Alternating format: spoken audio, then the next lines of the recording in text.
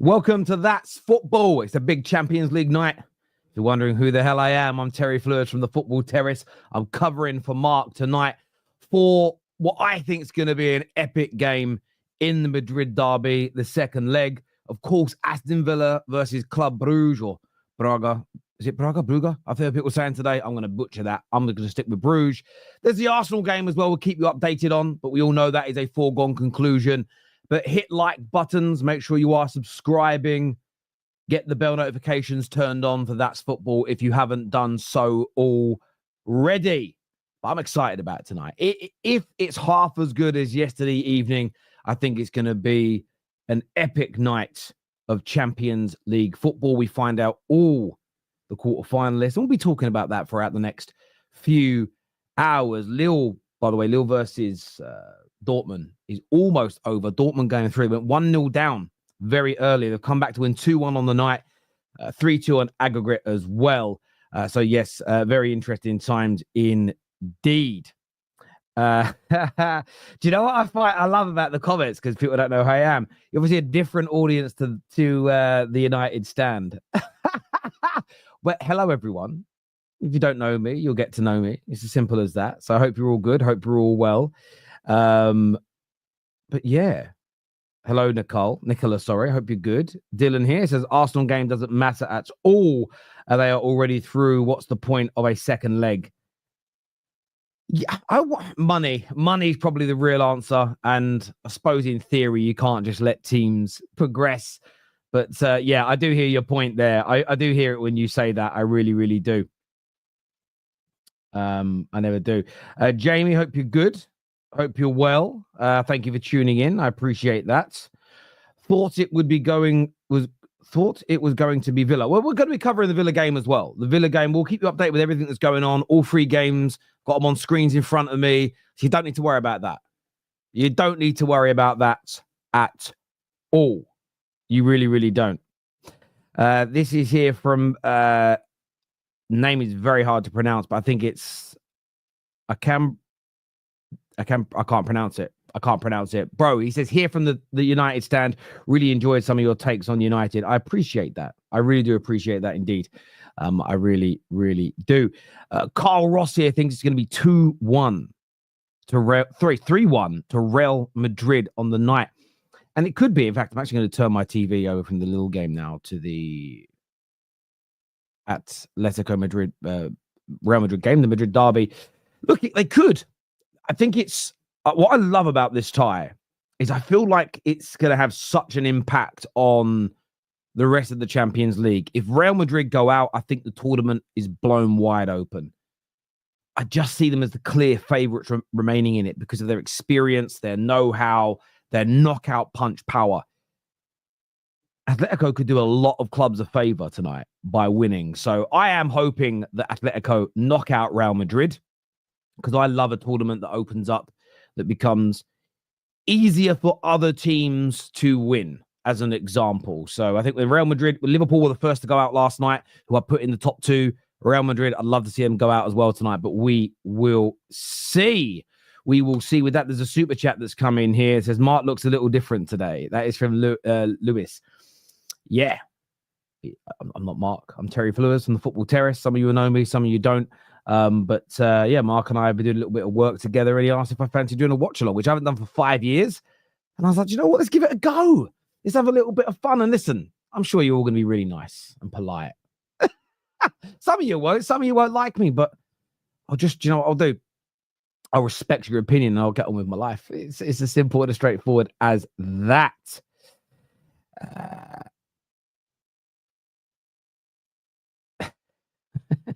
You seem like a nice man, but who are you? And is Mark coming on?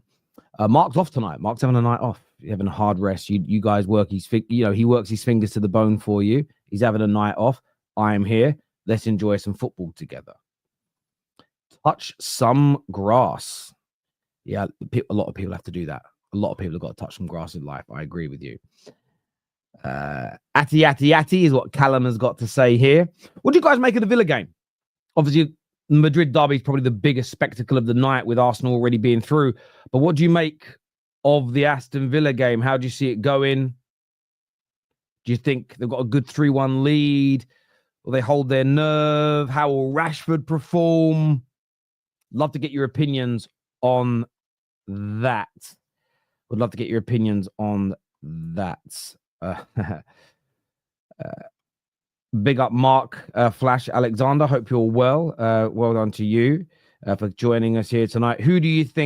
What do you think of Villa's chances tonight? Is what Jason Summerfield asks of me. They've got a really good opportunity. I thought the game was quite even in the first leg, but it was a marked improvement from Villa when they lost their away from home a month or so ago. But, and there is a big but in this, I felt the final 2 goals were a little bit fortuitous. So the own goal was scored, and then a brain fart moment from Club Brugge, and they conceded a penalty. It's 3-1.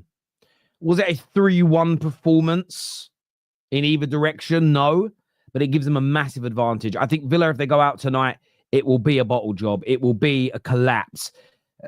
The Villa Park crowd, I don't know how many Champions League games you've watched at Villa Park this season. It's raucous. It's noisy. It's a hard place to go and play your football. So I think the crowd will be up.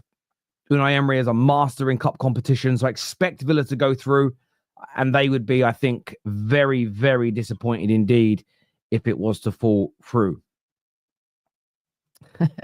Elliot here says, this feels like the Family Guy and Simpsons crossover. Yeah, I suppose it does feel a bit like... It's interesting because I've been going on the United stand for about a month now. I've got my own show on a Thursday, which was amazing to be offered. I've done a few collabs with Mark. And yeah, maybe there'll be some more stuff in this space moving forward. But yeah, it's just new. It's just new. And I always say this to people that come on the Football Terrace for the first time. Typically, the audience rejects you week 1. Typically, right? That's normally what happens if you're just doing it randomly by yourself. It takes a little bit of time, but there we go. Leon Cox here says, good evening. Hope you are well. I'm very good, my friend. I'm very, very good. It's been an interesting day of making content, which I love doing. It's my job, and I'm very, very fortunate to have it. Went for a nice run, had a bit of dinner. Just very, very basic life I lead at my age, but a very nice one, nevertheless. And I hope you've had a very good one as well. Solid Blake here says, great to see you, Terry. Thank you very much. I appreciate that. Alfie Smith says, God bless you all. And yes, absolutely. I hope that you all are blessed. Show us the trophies. You want to see the trophies? They're legit, you know. Let me get them. I'll show you. Whee. Bad boy. Legit. It's got the City colours on it, but it's real. Serious. Well, I say real. It's not the real Premier League trophy, but it's a proper size. Do you know what I mean? It's decent. Like it's made well. It's decent. And I've got another one, a couple here. Hang on. Put this back. Put it back. Hey. And this is my favourite because United won it. And there it is. There's the big FA Cup. There's the FA Cup, which is a nice one. Got a World Cup. The Euros is quite a good one we got down there as well. So we're going to get a few more in the studio. But for now, that's what we have. Yeah, like they're legit. They're not sort of bits of plastic. They're quite well made, to be fair. They're quite well made. Where is the Audi Cup? Yeah, I mean a replica, but I mean like a legit replica. I'm not mean you could buy.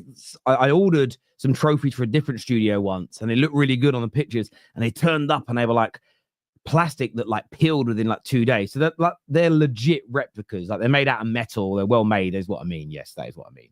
Where did I get the trophy? I had them made. I went to a company and had them made. So that's where I got them. Am I in Mark's room? No, this is my studio in my house. I didn't drive to Mark's house and go in one of his into his studio. No, I didn't do that. I would love to see you and Mark doing a watch along one day. Listen, who knows? Who knows what's in the pipeline and what can happen?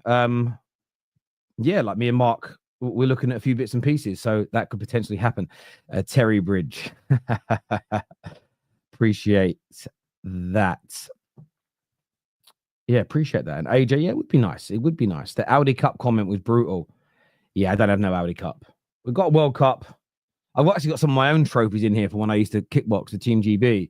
But yeah, I've got to get a Champions League one ordered, to be fair. I want to get a Europa League one done as well. I kind of don't notice them because I'm in here all the time. We all know Mark is on a date with Erasmus. Heisenberg says, is Mark okay? Yeah, Mark's fine. Mark's fine. I actually don't know exactly what he's doing. He just told me that he was busy and could I do it? And I didn't pry into his private life. So yeah, I assume he's fine. So there we go. And thank you, by the way, Nick, who is a member that posted the Football Terraces channel in there. I appreciate that a lot. So thank you. If you guys have never subscribed to my channel, go check it out. We don't do watch along, but it's more kind of match reactions and reaction to sort of news and stuff like that. So yeah, if you don't subscribe, go get subscribed. That would be great. The power of a haircut, looking good, Mark. Yeah, I like it. I've heard he's auditioning for the ABBA cover band. I've seen Mark actually sing, actually, on one of his shows. Not bad. Not bad. Not quite ABBA standard, but not bad at all, I don't think. How's your Sir Jim? How's my Sir Jim impression? I don't have an impression of Sir Jim. I don't know what you mean. Expand on that for me. Expand on that.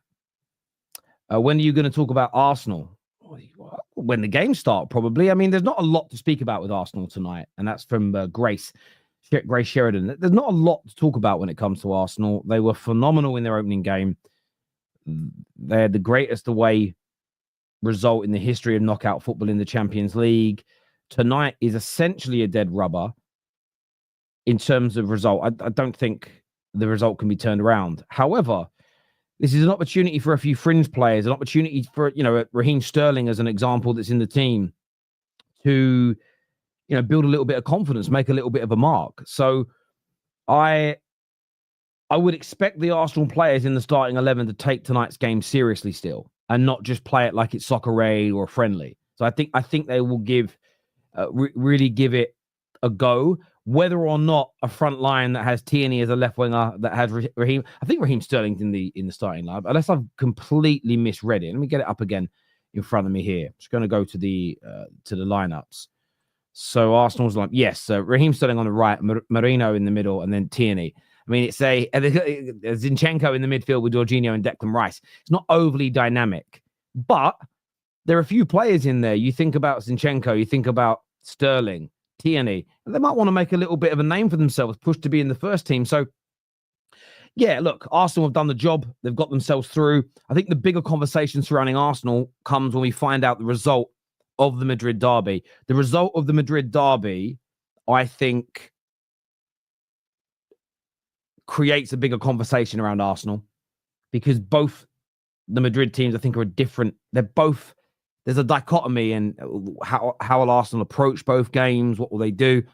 But look, they're through, they're sound, they're done, and they're the only team really I think Bayern Munich were quite comfortable last night to a large degree. Most teams, though, had to win their second leg or still have to win their second leg and play well. Arsenal are the only ones where it's signed, sealed, delivered, done and dusted. No, you're not on the wrong channel. This is That's Football. Don't you worry about that. I love it. Big up to yourself, Seashore. Hope that you are well and doing good. We have a few more super chats here. This is from I Am Hayden Banks. Is glad to have you here, mate. Warm welcome. I appreciate it. Thank you. I really, really do. Zaid here says Goldbridge. Okay. Yeah, I'm not going to read that out. Maybe he knows you and it's a joke. I'm not going to read it out because it's not my channel. But thank you for the super chat. And that's not me disrespecting the super chat. I just don't know whether because I have people on my channel that super chat me and they say things that if an outsider read it, they go, that's a bit horrible. But I know them. It's fun. I don't know because I don't think he has those things that you're saying. So, yeah, I'm not going to read that out personally. Is it true the streets used to call Mark the Muffin Man? I don't even know what that means. I don't even know what it means. Eric here says, thank you for filling in for Mark. Ball. I appreciate that, Eric. I really, really do. Just bear with me a second here because I just want to see one thing. So I'm going to check up on you guys now. I'm going to do a little check up on you. What are we saying? I'm going to check up. Yeah, I heard myself there. Get the like button here. There's 2,500 people watching. You got to push this past 1,000 likes. It's quick. It's free. It costs you nothing. It's important for Mark's channel. So get the like button smashed now, my people. Go and get that done, please. Pickles here actually responded to is it Zaid? How would you pronounce that? Zaid. To Zaid super chat saying Ineos spreading vicious lies. Well, that's what it could be. This could be an Ineos plant who doesn't like Mark, who is spreading these insidious lies. It could be. You never quite know. You never quite know. I doubt it. But you know, that is it. That is it. I'm going to the Dublin show. Will Mark kiss me, or should I get refund my ticket? Look, Mark's a married man, so I doubt you're going to be getting any sort of kiss, to be honest. But if it's what you want, you know, and you're a good boy and you wash behind your ears and make your bed, maybe you'll get what you want. I don't know. I don't know. Is Goldbridge okay? Is what Mark says. Yeah, Mark's fine. Mark's having an evening off. I'm here covering. That's all it is, baby. That is all it is. Kill Robinson here says, I think Arsenal is good money, might surprise all. I did a show earlier on my channel, and there was all this talk in the chat. Arsenal have got 0% chance or 1% chance, maybe 5% chance of winning the Champions League. Look, I think based on facts and probability, there's a bigger chance than that. You'll get the kind of spaghetti throwers, the mudslingers that will just say there's 0 chance, knowing that there's a slim chance they win. And if they get knocked out, they say, see, I told you there was 0% chance. Arsenal getting knocked out by Real Madrid doesn't mean there's 0 chance of them winning the league ahead of time.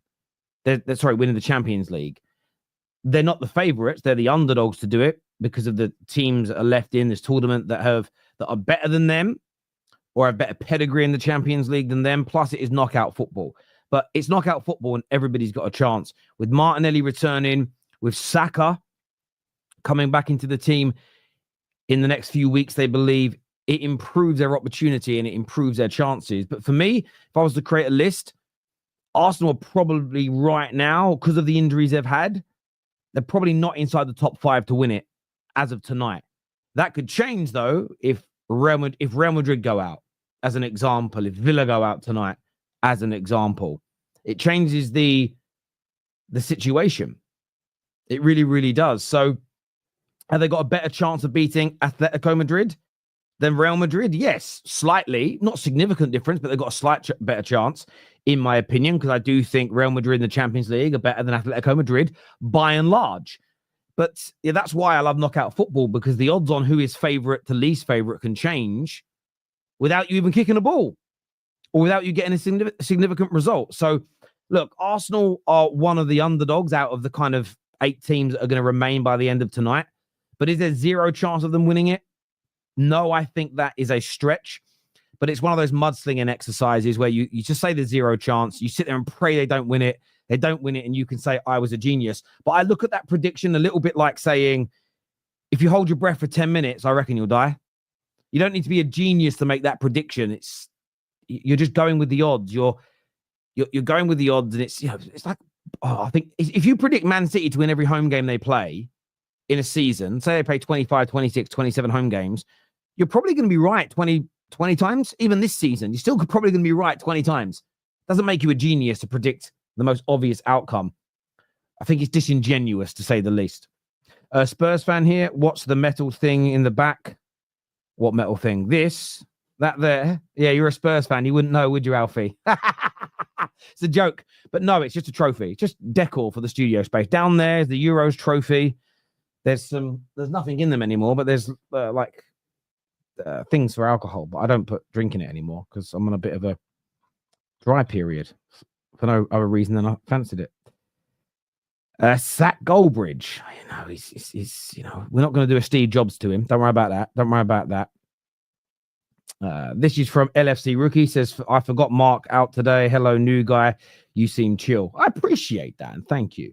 I'm all right. Look, some people will like me, some people won't.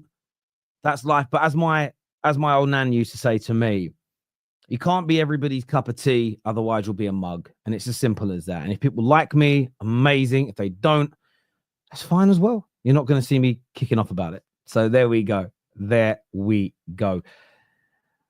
you think Atletico will win tonight? No, my gut feeling is Real Madrid win. I think I'm going with 2-2 on the night, Real Madrid to go through. That is what my prediction is for what it's worth now ahead of time. But I hope Atletico go through. For me, whenever the champion, I'm a Man United fan, in case some of you don't know. If my team's not in it, therefore I can't hope we win it. I always want the team to win it to be a side that's never won it before. I don't want anybody catching our 3, and I don't want anybody pulling further away from us. So who I want to win is often shrouded in what's best for my football club. Drenched, in fact, saturated in that. So, yeah, I hope Atti do it, but I think Real Madrid, Atleti do it, but I think it will be Real Madrid who qualify, is what I think. Let me turn the sound of that off because I've got to turn that screen on. There we go.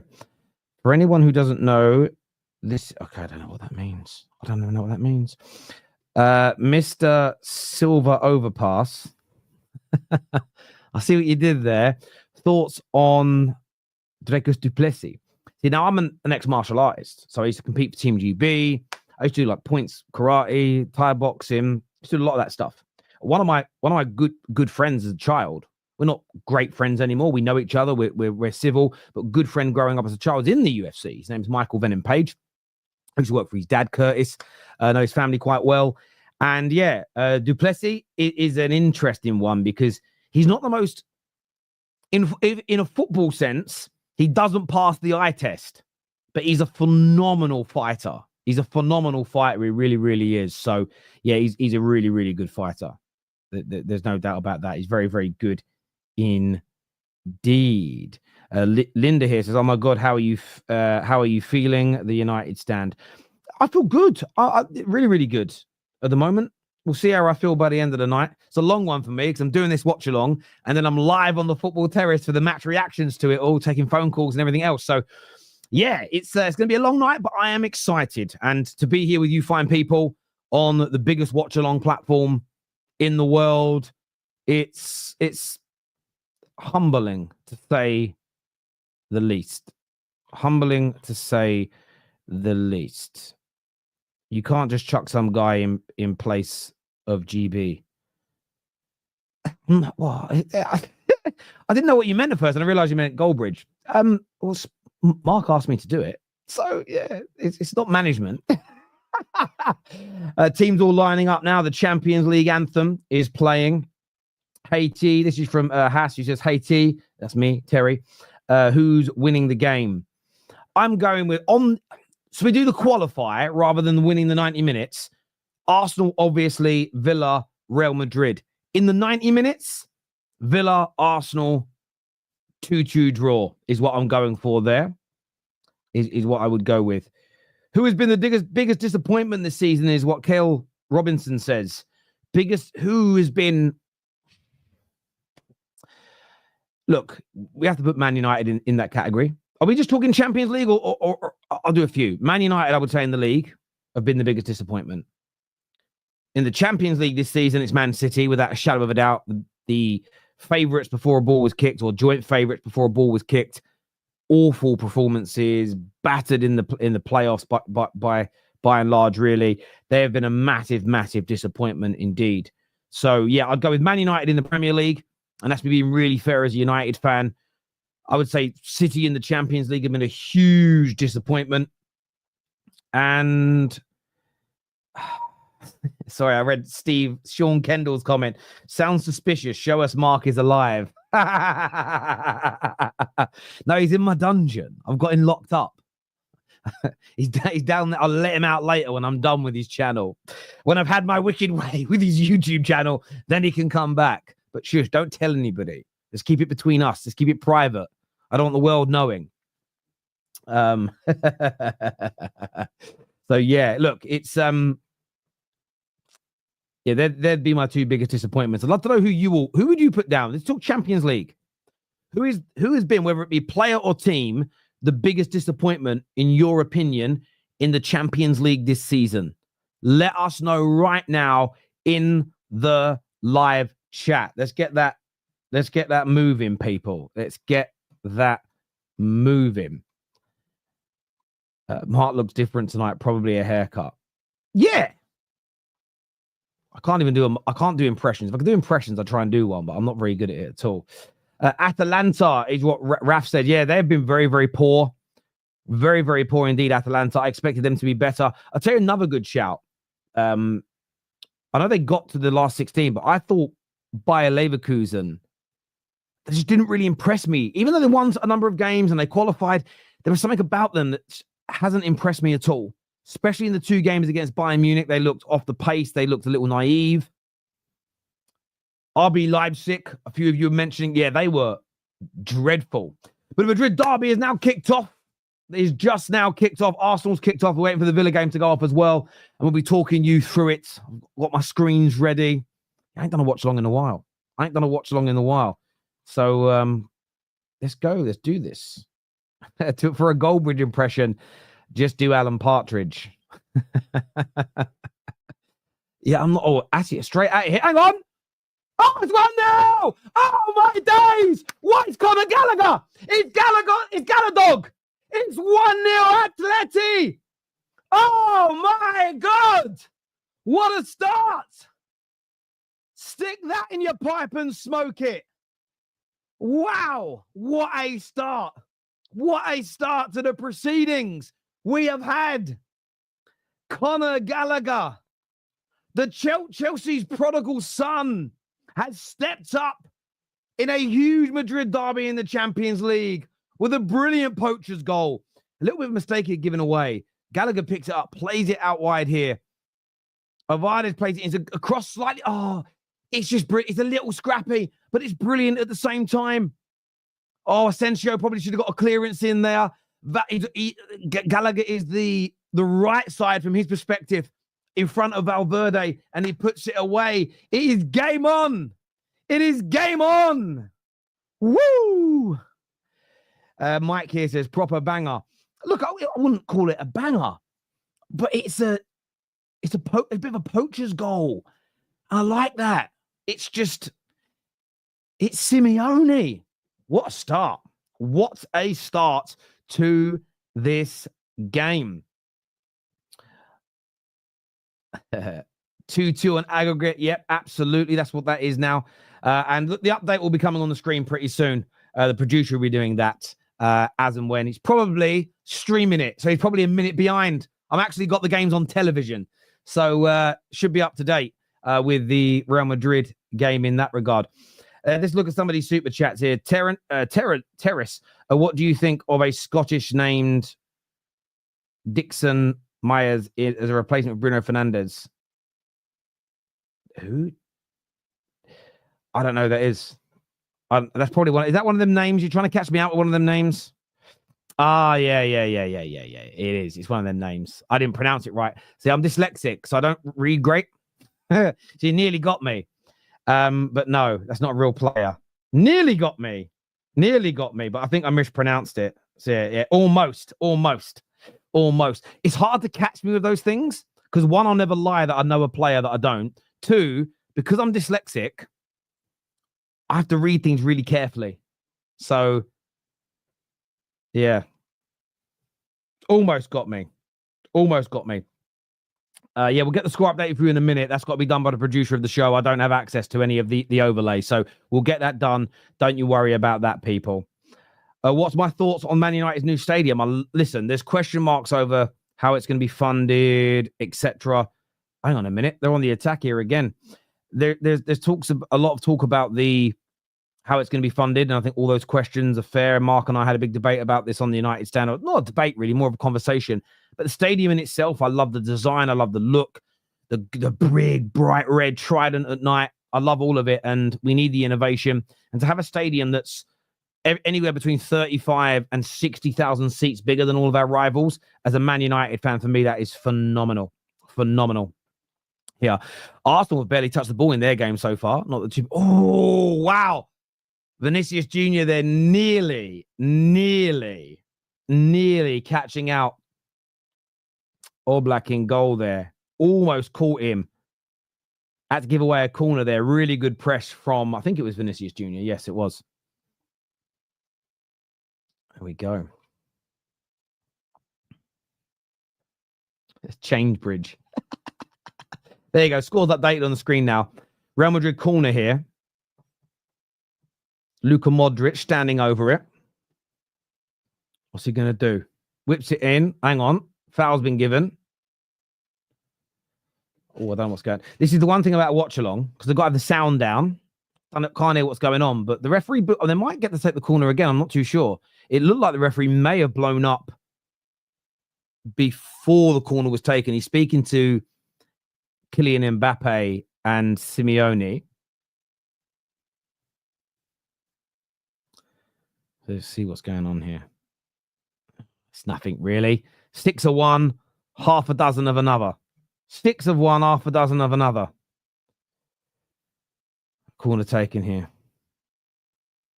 It's played. It's all the way back at the halfway line now. Very well defended there by Atleti. Arsenal 1-0. Arsenal just taking the lead here. Arsenal have gone 1 up in their game. 8-1 on aggregate. Let's have a little look. I wasn't looking at that screen when it went in. I was actually fixated on the Madrid Derby. Zinchenko's apologizing for something. Did he play for PSV? I don't know. Did he? I don't know that. I don't know if that's true, but maybe he does. They haven't shown a replay yet. I don't know why. So ball's gone from a goal kick. It's because I wasn't looking. It was a goal kick. Flicked on by Moreno. Hang on a minute. Raheem Sterling picks it up here. Nice hold-up play. Good inside pass. Zinchenko cuts in on his left. It's it. Oh, it's a very good goal from Zinchenko. It's a very good goal from Zinchenko. On his left peg, curls it into the far, not quite the top corner, but into the side netting. Very, very good goal. Not that the game is under any threat. Not that there's any jeopardy for Arsenal at all, but a very, very good goal there indeed. Oh, he did play for PSV. There we go. Like I say, I'll never claim to have knowledge that I don't have, because I don't think any football fan is. Some are. There's one guy that comes on my channel called Strasbourg Steve. He supports about 15 clubs, and he literally watches every league and most teams, and he's so knowledgeable. I love it. I love talking to him. He's like the Rain Man of the football content world. But yeah, most people pretend. And I didn't know he played for PSV. So there we go. I learned something new on That's Football. That is brilliant to know. That is brilliant to know. Mbappe cries as usual. Look, I'd honestly love to see them go out tonight, Real Madrid. I'd love it. I know a lot of people like anchor for this El Clasico final. Not me. Not me. Give me Dortmund versus Villa. Let's have an underdog win it. It'd be more fun. It'd be more fun. Lil here says we're losing already. Yeah, long way to go yet. Here comes Vinicius Jr. That's a lovely block, that. It's an absolutely brilliant piece of defending there by Jimenez. Very good bit of defending there. Just positioning was great. Cut the angle off of the shot, so Vinicius couldn't curl it into the far corner. All Black had the near post side covered. Very, very good. Subtle, but very, very good indeed. Piece of defending there.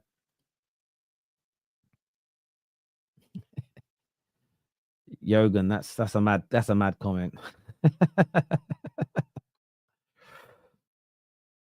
Madrid here taking another quick corner. Oh, why is All Black not catching that? Why is he punching it away? Now I'll do a Goldwood impression. You prat. Catch it, you prat.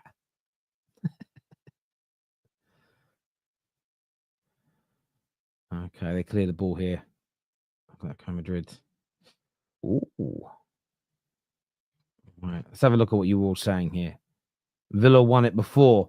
Yeah, I know Villa have won it, but that's true. Villa have won it before. I just meant as in terms of an underdog going on to win it. But yeah, you are right. They've got one, so they had two. There'd be only one behind Man United then. So I'd rather, by the way, Dortmund win. No, Dortmund have won it before because no one on Dortmund's side haven't won it before. So Dortmund would be the lesser of all evils. And PSG, Arsenal, or Atletico, any of them three to win it, I'd be happy with that. I'd be really happy with that. Ooh, Bruges coming close there. Bruges coming close there. Their fans are they're up for it. Their fans are like they're absolutely buzzing. Like they're buzzing. What's the score of what's on the screen, mate? Of the Madrid Derby. The other two games, 1-0 to Arsenal and 0-0 Villa Club Bruges.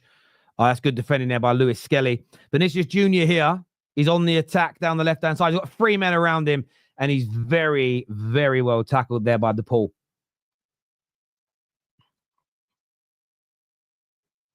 Do you know what I like, though, about PSV fans? Again, I can't hear them. I can see them. You can tell they're just having a party.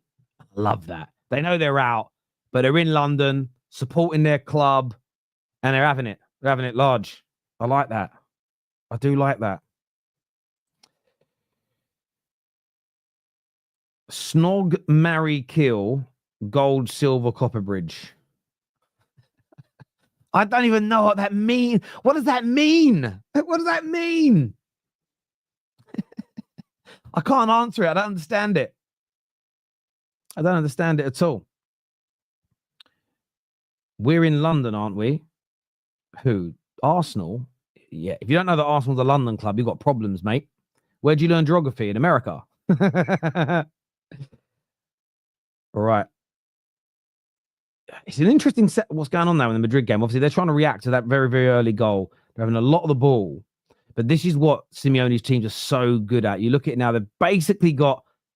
They had a flat back five for a minute. It's now gone back to being a back 4-3-3. But they're doing this thing where it'll be four at the back.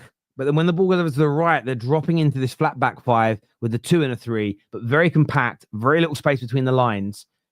That must just be a nightmare to play against. Must be an absolute nightmare to play against. PSV have actually paid the away fans their money back. Classy. Oh, that's really good. That's really good that they've done that. Because, again, the fans probably paid. And, by the way, there's a lot more fans at the Arsenal ground than I thought there would be because there was talk about barely any tickets being sold. I knew Arsenal fans would show up, though, on the night. Why would you? This would be a game that I'd want to be at because it's... How often do you get to go and watch a team play and it be stress-free? It's a rarity in competitive football. It really is. Why are you all writing we're in London, aren't we? I don't get it. I don't understand. Did I say something wrong? Hang on. Vinicius Jr.'s picked the ball up here. It's a great touch back to Jude Bellingham. They're working it around the edge of the box nicely. Oh, but that just, they know how to press. I would have given it away. Sloppy pass. It's going to be it. Atletico Madrid throw. That was poor in the end there from Real Madrid. They succumb to the pressure. Just looking at this goal again. Ball very well played out wide by Julian Alvarez. And do you know what it is? There's a step over. I'm not too sure who it was. Who's it from? There's like, I think it was DePaul. He steps over the ball and dummies it. I think it's DePaul.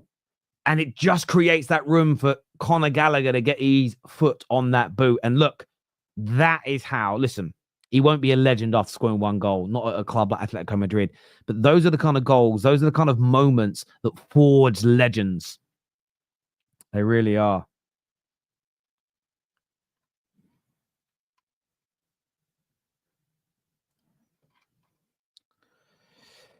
What's it say? Is sore that some PSV fans went to the Arsenal Wimbledon game last night? Oh, you mean I saw, I think. That's really good. That happens a lot, you see. So fans will come over to the UK, and I'm sure it happens in other places. And you'll go and see other local teams, women's teams. When we went to Germany, the Football Terrace and we went out to Germany in the summer. And we didn't see a game because, Villa have won the work very high here. Half a chance for Villa. Rashford. Oh, unlucky Rashi.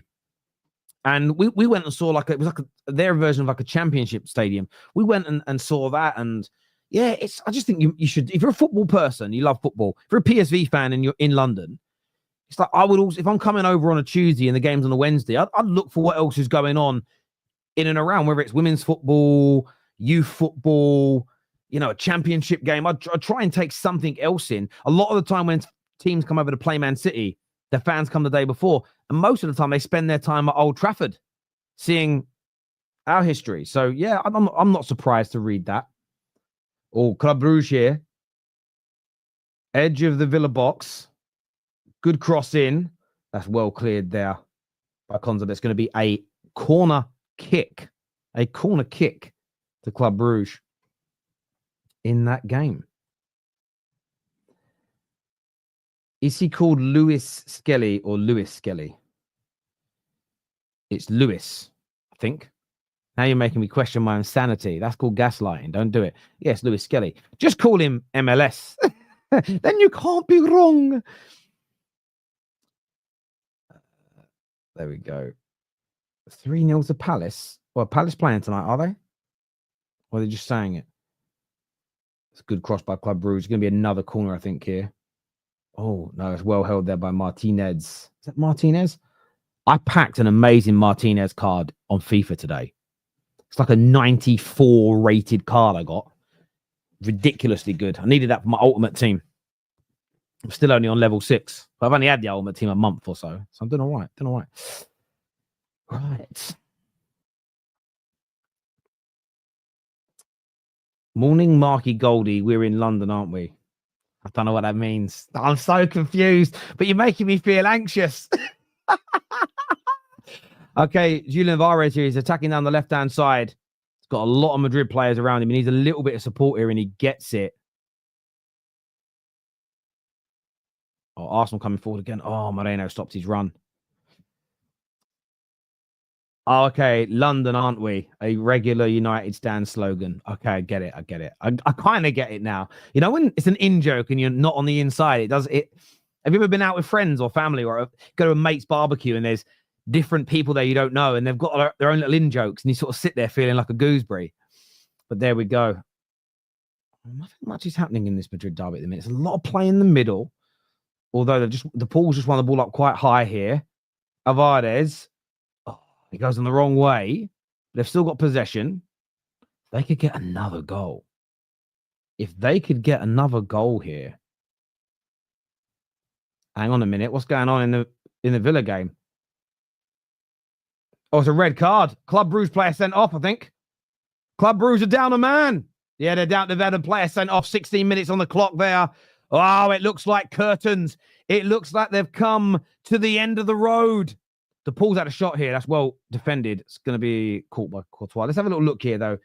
So the ball goes long. They look onside. Oh, no. He pulls Rashford down. It's not handball. Yeah, Rashford's through, and he just pulls him down. Yeah, that's a stonewaller for me. There's not a lot of contact. He treads on his foot. Yeah, he's gone. Finitoed. He's finished. They're 3-1 up. They're down to 10 men. It's over. Hang on, PSV have got a chance here against Arsenal. Shot goes over. Madrid are attacking now. Cross comes in. It's well defended. It's going to be a corner. Oh, it's all going on here. Yeah, I think it's pronounced Sebe. Sebe has seen a red card in the Villa game. They've got to go through now. They cannot bottle it from this point. It should be impossible from this stage now. Should be impossible. Rashford just isn't focused on scoring in the right box. Seen a few DM leaks with some corn star. Well, I don't know about any of that. I don't really get involved in that sort of stuff as much anymore. I used to care. Oh, PSV are going to equalize. Oh, what a goal. PSV have got a goal back here. 1-1. The former Spurs man, Perisic, with a very, very, very good goal to give them a little bit of pride back on the night. Free kick, by the way, is about to be taken here by Aston Villa on the edge of the box. Loads going on here. And Atletico are attacking with a few numbers. I've got to try and watch this Arsenal goal again. I didn't see the build-up play. Well, one back. Oh, yeah. Jorginho lets him... Oh, terrible, really. Jorginho comes across and Lewis Skelly's really out of position, so there's no one covering him. So he's just left all by himself. Sort of overcommitted. Very good finish by but Arsenal just lose possession, and they lose possession in the middle of the park, and they just kind of got players out of. They lose the ball, and they've got players out of position, and they just can't recover in time. Poor goal to concede, really, from an Arsenal point of view and perspective. They really won't be happy with that one. I'm telling you that now for free. For free. Okay, free kick here for Villa. Rashford standing over it. Tielemans is standing over it. Looks like Tielemans is lining up to hit this. He does. Oh, well saved by the keeper. The rebound is cleared. Well, PSV nearly scored again. There's so much going on here. There's so much going on. Decent free kick by Tielemans. Quite low. Comfortable save. Oh, it was a great save by David Raya. It would have been 2-1. It wasn't a miss by PSV. It's a great save by Raya. They got their towels up here. They got their towels up in the air. Vinicius Jr.'s on the attack. Oh, how has he still got the ball? He's lost it now. It's ended up with all black, but it's a good bit of work from him. Up corner here to PSV. Ball comes in. It's cleared. It's cleared by Arsenal. Danger gone for now. Oh, there's a potential handball here. There is a potential handball by Marco Llorente. I don't know if it's being checked because I can't hear anything, but Vinicius Jr. is asking for it. They're showing the replay, hits his hand, but it is low and by his side.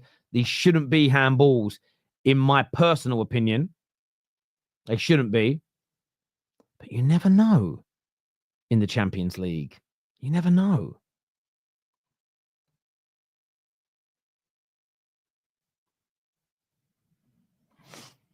Arsenal to bottle it. Listen, if they were to bottle this lead and go out tonight, I mean, it's never going to happen, but could you...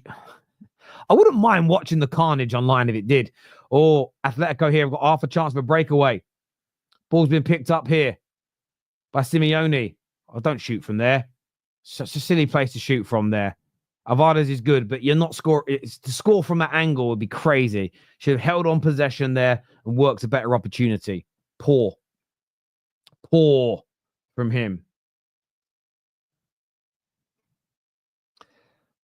No, they've checked it. They've checked the penalty. No penalty will be given. The reviewers looked at it and they've said, no, his hands are by his side. And that's a good call. That's a right call. That's the absolute right call.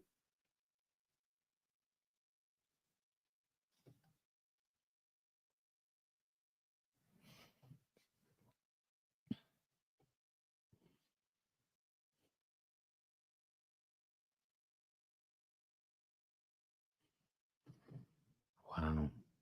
Arsenal on the attack. They'll want to win, though, for some pride. It's just whether they can or not. That's a poor ball in there by Declan. Is that Declan Rice or is that Tierney? Tierney. Poor ball in from him, really. Very easily collected by the goalkeeper.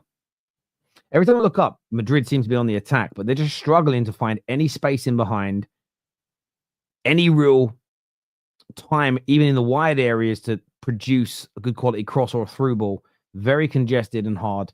And you just get this feeling that Atletico might just sit in like this, make it very hard for Real Madrid, and just try and catch them on that counter. Maybe that's their best, probably is their only approach in this game. Although they had a lot of the ball at the Santiago Bernabeu last week, so I don't want to reduce them just to that. That would maybe be a little bit unfair, if I'm being honest.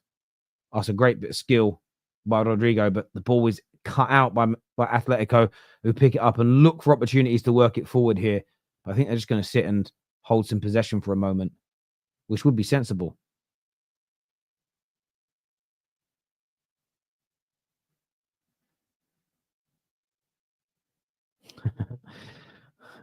Thank you for some of the compliments in the comment section. I appreciate it. I do go a bit quiet. It's because I am trying to watch 3 games at once.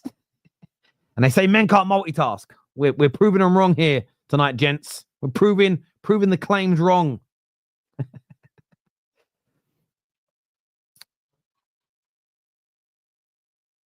What's this say? There's too much football talk, not enough either or. Okay, is that another one of them in-jokes that I'm unfamiliar with? Well, give me some questions then. Come on. I always feel that by and large, the host of these shows should be semi-led by the audience. So ask me some questions, but keep it respectful. And we'll have a little conversation while the games are on. That's what we can do. That is what we can do. Let's get the likes up, though, people. Let's get this to 2,000 likes whilst we are live on the air, please. To talk more random nonsense. Yeah, I mean, but it's hard for me to just come up with random nonsense and just sit here and suddenly go, oh, I like microwaves. That you need to give me a topic that you, the audience, want to hear about. And then I can talk random stuff. Can I ask you guys a question now? And I'd love to get your answers on this. And this is football. Why do you think Real Madrid, what is it? Is it football heritage? Is it the firepower? Is there an aura? Is it simply because they're just the best footballing team? Why is it that Real Madrid, in so many Champions League games in the last half decade or so, can be the second best team in games, but consistently get through? What do you think it is that makes that happen? I'd love to know. I'd love to know your thoughts on that. I really, really would. Tom Riddle here just says heritage. Yes, but what does heritage mean to you? I'd love you to break that down in more detail. And what is it I like about microwaves? Quick, efficient. You know where you stay. You don't have to clean them all the time. That's a bit gross, maybe. Oh, Julian Alvarez here. He's powering through. Good save, Courtois. They've got another chance here if the ball can. Oh, what a save by Courtois. It was nearly 2-0 on the night to Atletico Madrid. Very good save from the number one between the sticks for Real Madrid. That was an excellent save. Julian Alvarez goes on the outside with the left peg. Very, very well saved indeed there. And just won the ball back. Courtois, that was an excellent save. Man like Screech. Villa are attacking here, but they lose the ball out. So yeah, I like it. Listen, but I don't cook a lot in the microwave. I might warm some beans up. That's it. I prefer to cook from scratch. I don't mind an air fryer, but I like to actually cook my food properly, if I'm being honest. Look at why Arsenal falter. They don't really have winners. They have nearly men. Okay, in relation to listen, I think a lot of it is that. My personal view is I think what they have at Real Madrid now, they've got a very good team, but what they have is almost, and they've had this now since Ronaldo's been there, Benzema, they've got it now with Mbappe, Vinicius, these guys. They just have alien level knockout power in their attacking line, and they can be poor and only get 3 good chances in a whole match. And they win. You guys, some of you play FIFA, like Ultimate Team. You ever come up against those people on there who every shot goes into the top corner and your goalkeeper can't stop it? And it almost feels like they're cheating, but they're not. They're just very good shots. That's how Real Madrid are often in real life. It's just every single shot feels like it goes in. Now, of course, I'm exaggerating slightly when I say that. But it's what they remind me of. They can be outplayed for ages, sit back, absorb. They defend very well. But when they get their chances, they just have some of the best attackers in the world. And I think that's often the major difference, really. I think the heritage and the aura plays a part. The fans don't get nervous.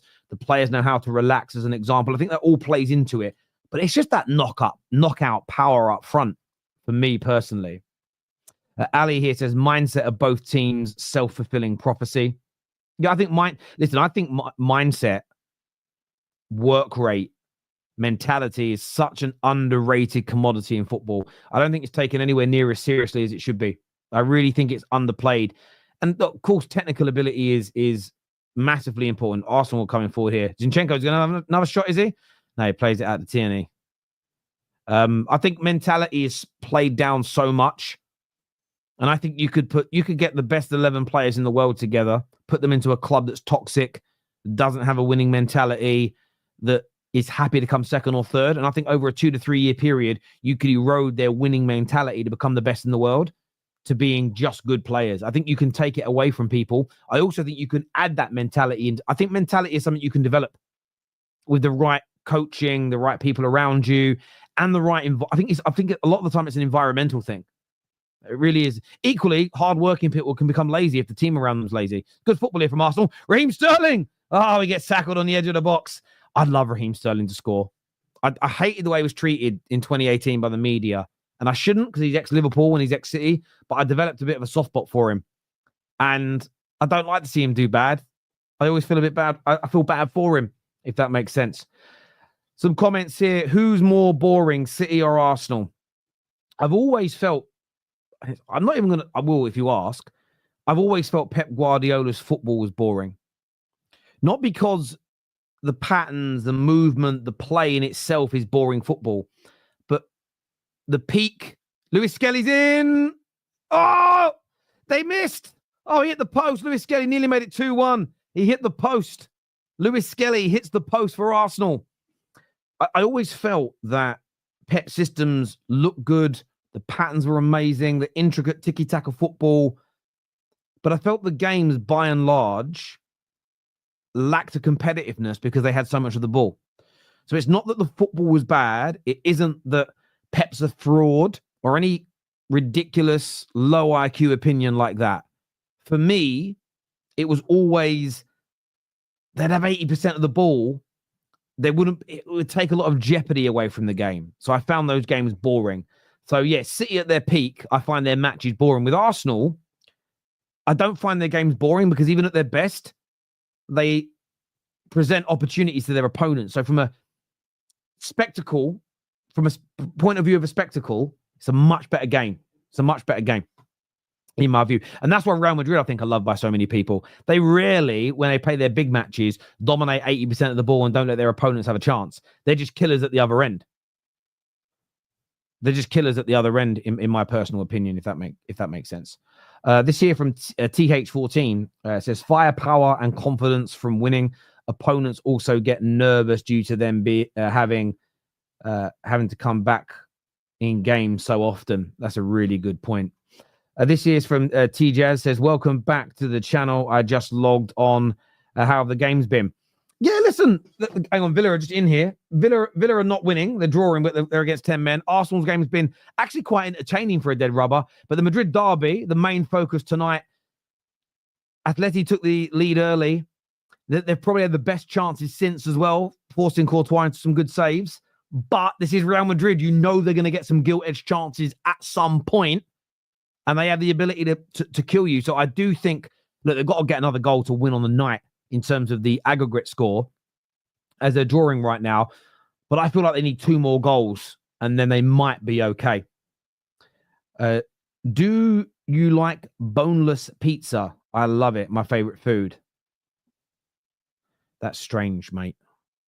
I like a bit of a boneless banquet. I love a bit of fried chicken. I think that's the East Londoner in me. Love a bit of fried chicken. I do like a pizza, but a boneless pizza? No. Microwave or air fryers? Definitely an air fryer. Definitely an air fryer. Definitely an air fryer. Do you know MMA Guru? No, I don't. I don't know who that is. I don't know what that is. Boneless, but did I say boneless bone? I meant boneless chicken. I don't even know what a boneless pizza is. I don't know what that is. This is from United Stand. Mark here says, help, Mark here. Terry has buried me in his garden so he can take over my channel. And I've only got about 5% battery left and 1 bar of reception. Can't even watch porn. Is that the real United Stand? I don't believe it. I don't believe it. It might be. Is it? I don't know. I don't know. I can't, because it's not my channel. I can't click on to see whether or not it's from the real channel or not. But there we go. So one of you can send Ricky around. Not worried about Ricky. Not worried about Ricky. Not worried about Ricky. No offense. What minute is the game in? Yeah, 32 minutes. Well, just about to turn 33 minutes on the clock in all of the games. 33 minutes on the clock as a reminder for all of you, just so you know where I am and where you are at the same time.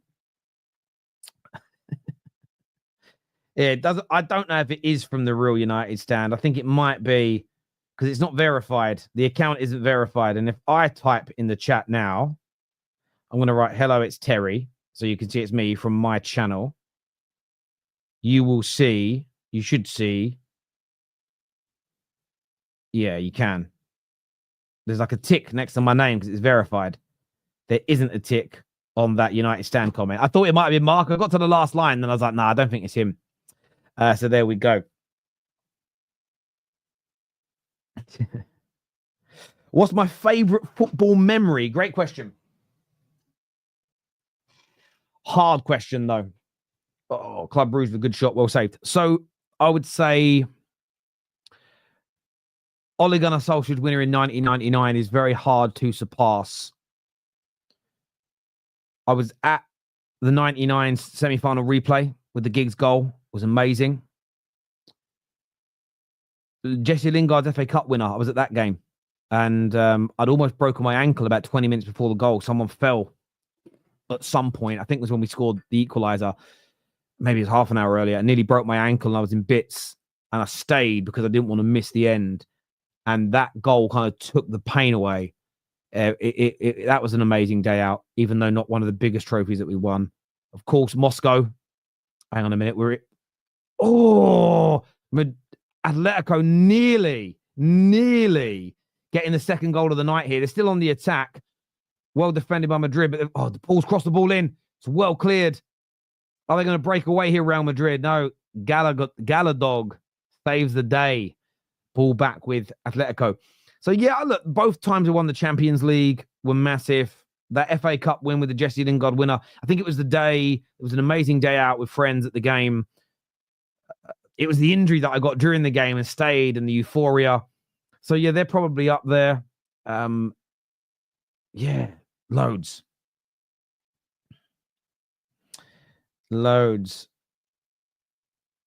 The tick comes up when you select it. Oh, it is. So it is the right one then. Is it? Okay. Oh, it is. Yes, it is. There is a tick. So it is the real goal bridge. There is a tick. I've seen it now. I've seen it. Oh, yeah. He just texted me as well. It's him. Fair enough.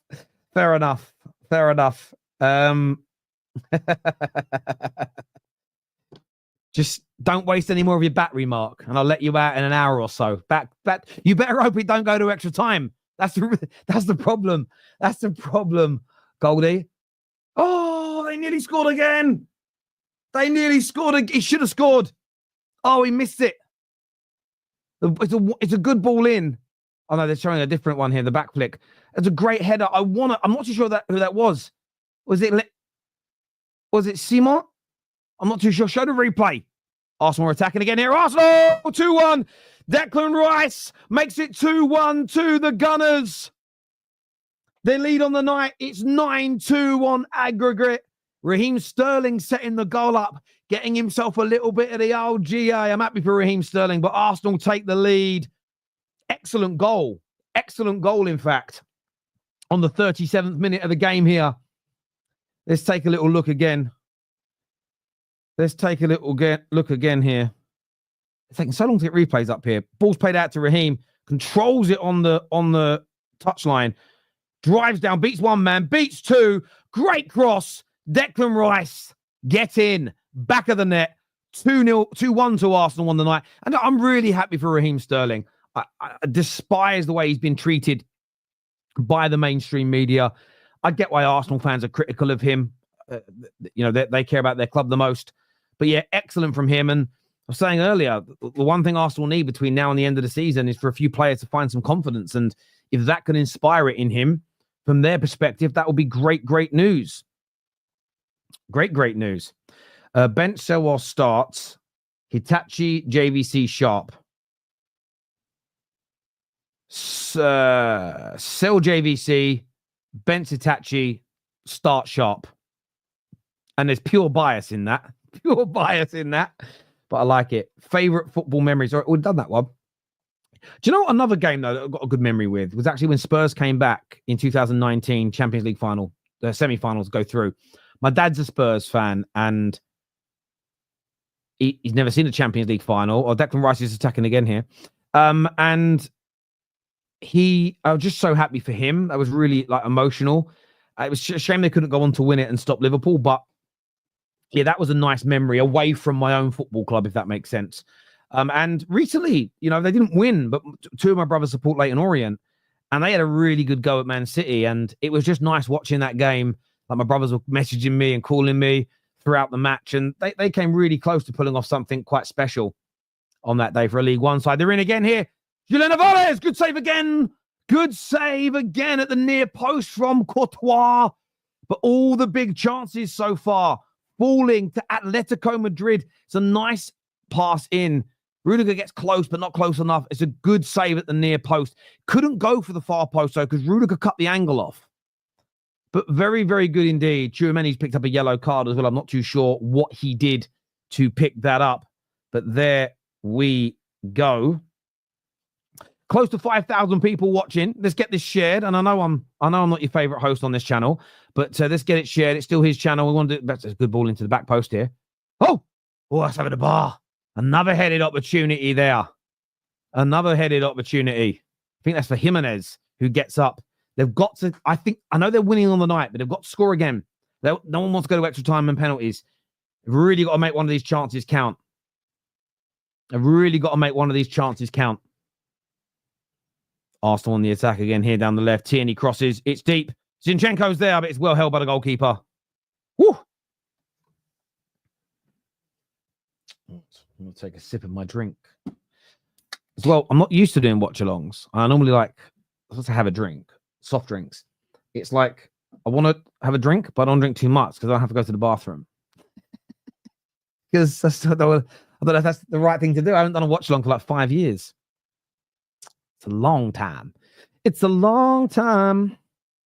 Support Terry Bridge. I appreciate that. Thoughts on the Titanic door situation? No idea what you're talking about. No idea. Do you mean the Titanic or that submarine thing? Because that submarine thing was a madness. I'm not going to lie. The beautiful game it is. Oh, they're in again, PSV. Oh, what a block by Gabriel. And he ain't taking this game lightly. You should see the way he just celebrated that tackle. Phenomenal. Phenomenal. They're really trying to... What? Why had Kiwior been booked? For what? What did he do? What did he do? I'm so confused.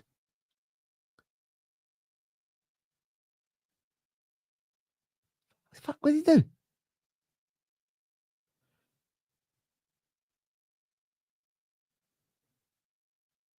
You're joking, ref. You've given a foul and a booking for that. Absolutely no chance. Or maybe, oh, okay, no. Okay, he's giving him a booking for that pull earlier. Okay, no. Okay. No, that was Ben White. That weren't Kiwior. He hasn't. No, that is a shocker. If you're watching the Arsenal game, you've just seen that booking that Kiwior got. My word. They say the refereeing in the Premier League is bad. Chance here for Madrid. Oh, Tchouameni and Bellingham got in each other's way. Goal kick. Very quiet night, by the way, for Jude.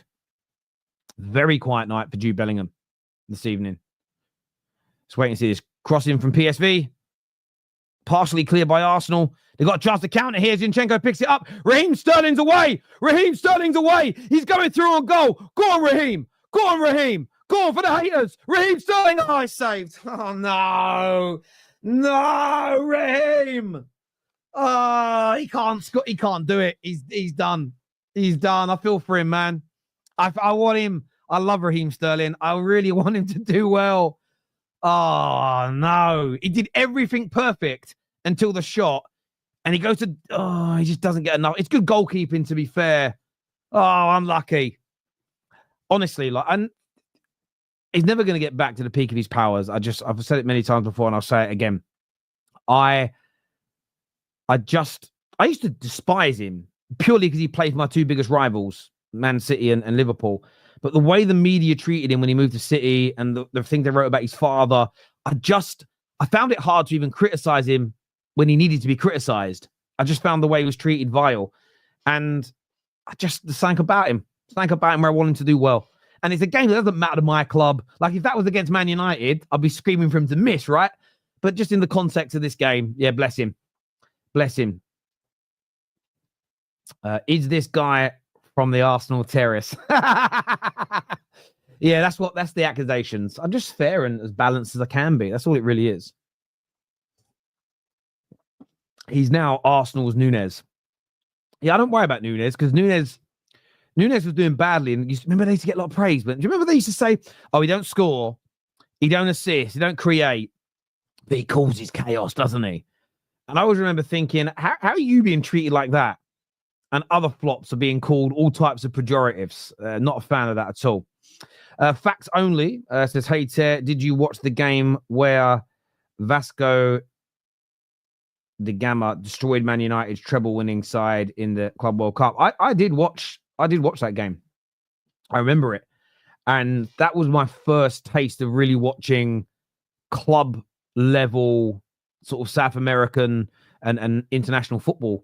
And it was an eye-opener because you just, not even in an ignorant way, because I was 12, 13 years old, you have no idea how good or bad those teams are going to be. And yeah, I think I think Man United, I mean, not that it matters probably now, 25 years later, I think Man United certainly underestimated them. Rashford chance, Rashford, oh, side netting. Come on, Rashy, get that valuation up, Rashford. Get the valuation up. Get us in some money. So we've got to buy some players in the summer. We've got to buy some players.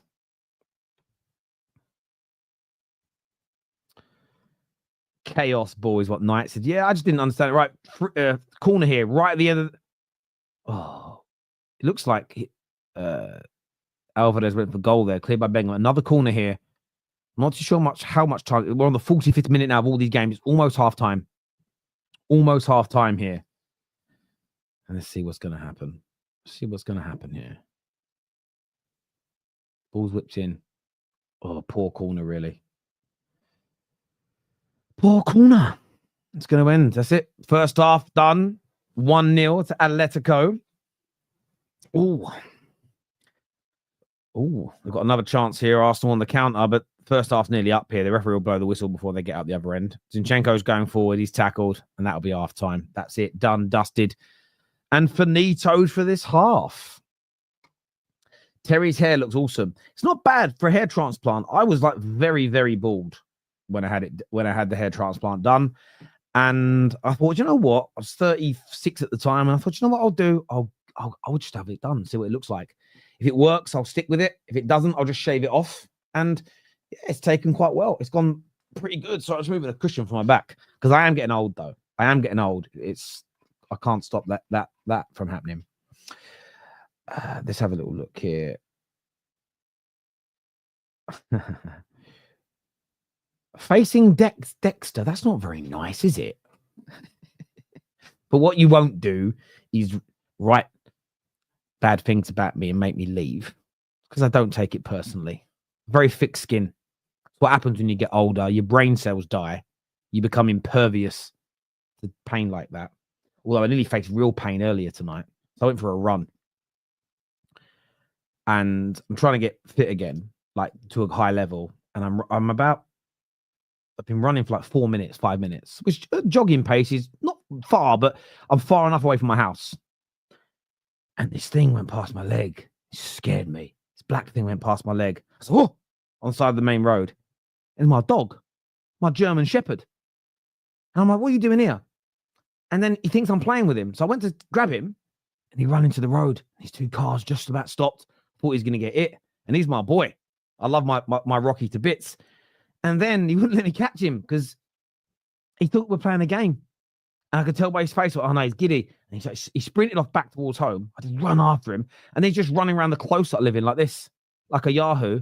And at first thought was all that money I spent on the trainer. That recall didn't work. But I didn't worry that he was going to get hit by a car. He's now passed out asleep by the front door, exhausted after running around like a madman. So yes, that was scary. That upset me. But yes, a few of you saying a few derogatory things about me, that's not going to put me off. It's not going to worry me. Do you know what I mean? Turkey 100%. No, I didn't get my hair done in Turkey. I had my hair done in Harley Street in London, actually. I had it done over here. Thoughts on Amorim and his system? I like Amorim. The system's okay. I'm not married to any one system. So I'm not somebody who, oh, we need the Pep style, oh, the Klopp style, we need this style, that style. I don't really care about the style of football we pick. What I've always wanted Man United to do for a long time now is pick a way we want to play football, and you ensure that what you build over a 5, 6, 7 year period is every facet of the club, men and women's team, from the under nines to the first team, play a close to or very similar brand of football to each other. Reason why that's important is when you're loaning someone out, you should only be picking clubs that also play a similar brand or a brand of football that's as closely aligned to you as possible. That way you create more cohesion. That way you can change managers and it isn't a club rebuild and restructuring every time. It's a continuation of the same plan. So yeah, I'm not married to Amorim and his ideas as he has to be the guy, but we've picked it. We should stick with it because our biggest mistake in the last 12 years is every 18 months we go off in a new direction. Every 18 months we're trying something new and something different. We've created a Frankenstein squad, no direction, no culture, no structure at the football club, and that is why we are where we are now. So it looks like we're trying to address that, but we need to stick to this for a number of years now. We just have to. Excuse me. Hopefully it'll stay in hopefully it will stay in when brother 100% British engineer in the wig.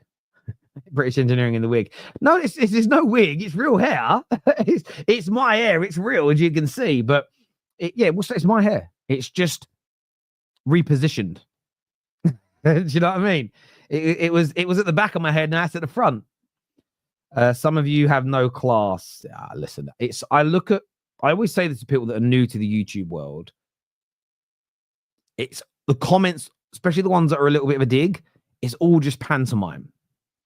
It's a pantomime. It's not real. And on a real level, when I finish the stream and I say goodnight to everybody, anything bad anybody said, it's not going to impact my life. It's not going to make me go, oh no. James _97 said he didn't like my shirt. I don't care. So yeah, it is what it is. It is what it is. Feel free to say and do what you want to me. It doesn't really bother me too much.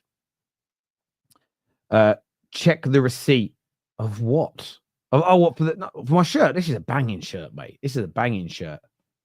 It's a banging shirt. But whenever I've exercised, I like to wear a shirt because I always feel t-shirts. I feel quite constrained with a shirt. I always feel nice and loose. So yes, this is a nice shirt. I think it's a bit of Zara. A little bit of Zara. I think. Let's have a little look here. Start, bench, loan, sell. Wembley, Old Trafford, the Bernabeu, San Siro. Sell the San Siro. Bench the Bernabeu. Loan Wembley. No. Loan the Bernabeu. Bench Wembley. Start Old Trafford. Again, bias in that. If that's old Wembley, that's starting because my grandfather helped build the original Wembley. So when I say help build it, he was no one special. He was a labourer. But he helped build it. So, yeah, that's a very special stadium to me and my family. The one with the Twin Towers, the original one, I think was built in... I don't know when that was built. Year-wise. When was the old Wembley not knocked down? Built. When was it built? April 1923. Yeah, my granddad was born in 1904, I think. So it was like 1819 when he worked on that. It was yeah. My granddad was quite old, because he didn't have my dad till he was in his 50s. So yeah, older man. It wasn't the 1800s. The old Wembley with the Twin Towers was built in 1923, which is why when it comes to Man United's new stadium, people say things like, "Oh, it's not what I grew up with." Yeah, but the stadium now isn't what people had 50 years ago, and the stadium 50 years ago is not what anybody had 100 years ago. And in another 50 years' time, they're going to build another one. It's just what's going to happen. Thoughts on Rose not letting Jack on the door? Listen, I have to say this with all seriousness. I think what Rose did to Jack was disgraceful. You could have fit 3 people on that door. 3 Easy. And the fact she only let him try once, I don't want to hear any of this nonsense about true love. On top of that, and even more importantly than that, she said, I will never let you go. And then she lets him sink so he doesn't even get a funeral. It isn't a love story at all. It's a story about a very selfish woman who stole a multi-million-pound jewel off of another geezer who she didn't want to marry, right? Who had a family and an husband. And on her dying deathbed, she's talking about some homeless man that she slept with 80 years ago and then let die. It's not great. It's not great at all. It's not great at all. It's not great. And I still think they could have missed that iceberg. I still think they could have got out of the way. I really do. I really, really do. Yeah, so that ain't no love story for me. Not at all. No love story in my opinion. Are you single? Depends who's asking that question. So I never say yes, I never say no. It always depends on who's asking the question. If it's you, Daniel, then no. No. I'm not going to say whom. I'm not going to name them, but there's certain people in the world. They said, am I single? Even if I'm walking down the aisle when they ask me, I'm saying, yes, I'm free and single. Let's go. Right? Like if Beyonce asked me, I'm off. I'm gone. I'm on that plane. Rihanna. Maya Jama. Do you know what I mean? Those individuals. No loyalty. It's called a joke. It's called a joke. It's called a joke. Jokes aren't meant to be real. At least you have a woman to steal something from you. I hear you, mate. I sound like Rose. Yeah, it was a joke. Yeah. No, I'm taken. I'm taken. I'm off the market. If I ever got put back on the market, I'd probably be condemned and not be allowed to be sold anyway. So yeah, I'm done with that. I'm done with that world. I'm done. I'd rather, if I was ever single again, I'd rather just breed dogs. I'd rather breed dogs than get into another relationship. Honestly, not that mine's bad. I mean, I just wouldn't want to go through the whole upheaval again of getting to know someone, getting to know their family. No, just die old by myself. I'd love it. I'd love it. Let's see something here. I mean, likes you guys hit now. Let's see. Let's have a butchers. Let's get the likes up, people. 1,700 ain't bad, but I still think we can hit 2,000. Don't you? I think we can hit 2,000. I think that's very, very doable indeed. You want to sleep with dogs? Ha ha ha ha ha. I know what you mean. It's a nightmare. I just stay indoors. Now, don't stay indoors. Get out. Live. Excuse me. Do things. I love going out.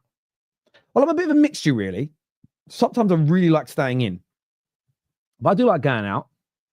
But I just do different stuff. Now, when I was younger, I was a proper man about town. I was out nightclubs, bars, 5-6 times a week on a regs. Now, if I have 3 or 4 of my best friends go, Terry, we're going to come round, have some food, couple of bevies, stick on the UFC, I am the happiest man in the world. Love it. Love it. I know your view on funding the Glazers, etc., but do you think you'll go to Old Trafford once before it's knocked down? And who do you think Arsenal would prefer to play? Hello, Owen. Hope you're well. I think that Arsenal would prefer to play Atletico. That isn't because they'd write them off. I just think they would. Although they might be knocking Real Madrid out tonight, so you know how good they are.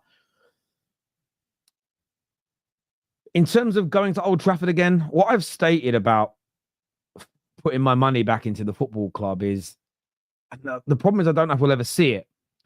And I know a lot of people want to know about their plans to get the Glazers out, but a lot of those conversations are often under NDA, so they can't speak about it publicly. But I'd love to know if there was a plan for them to buy them out.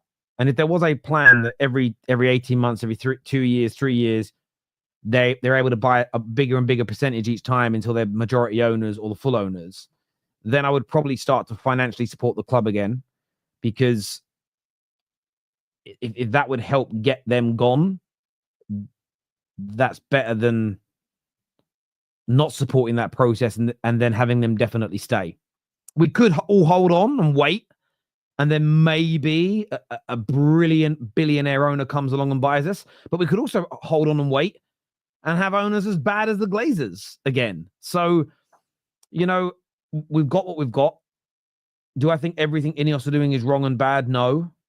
Have I criticized some elements? Absolutely. I'm less skeptical than some, but I'm still going to be holding them accountable for things they do. But yeah, right now I have no plans to start spending any money back on the club, because I still don't trust that the Glazers aren't going to keep taking money out of the football club, and I just won't fund what they're doing. But if I can start to see over the next year, 18 months, that we are truly moving in the right direction. This really isn't about making money for them. It's about getting the club back to the very top. Then I will fund that endeavor, because what I want to fund is the football club, the local area, the employees at the club. And I don't mean the players, but I want to know that the aim is to make the club the aim is to make it the very best football club in the world. Whether you achieve it or not is one thing, but the aim is there. And that's just me personally. And I'm not preaching about it. I'm not saying everyone has to follow suit. It's just my kind of view and take on that. But yeah, really good question, Owen. Thank you. I appreciate that, mate. Yeah, we're nearly on 2,000 likes now, which should be amazing. What's my channel, Pooja Pants? It's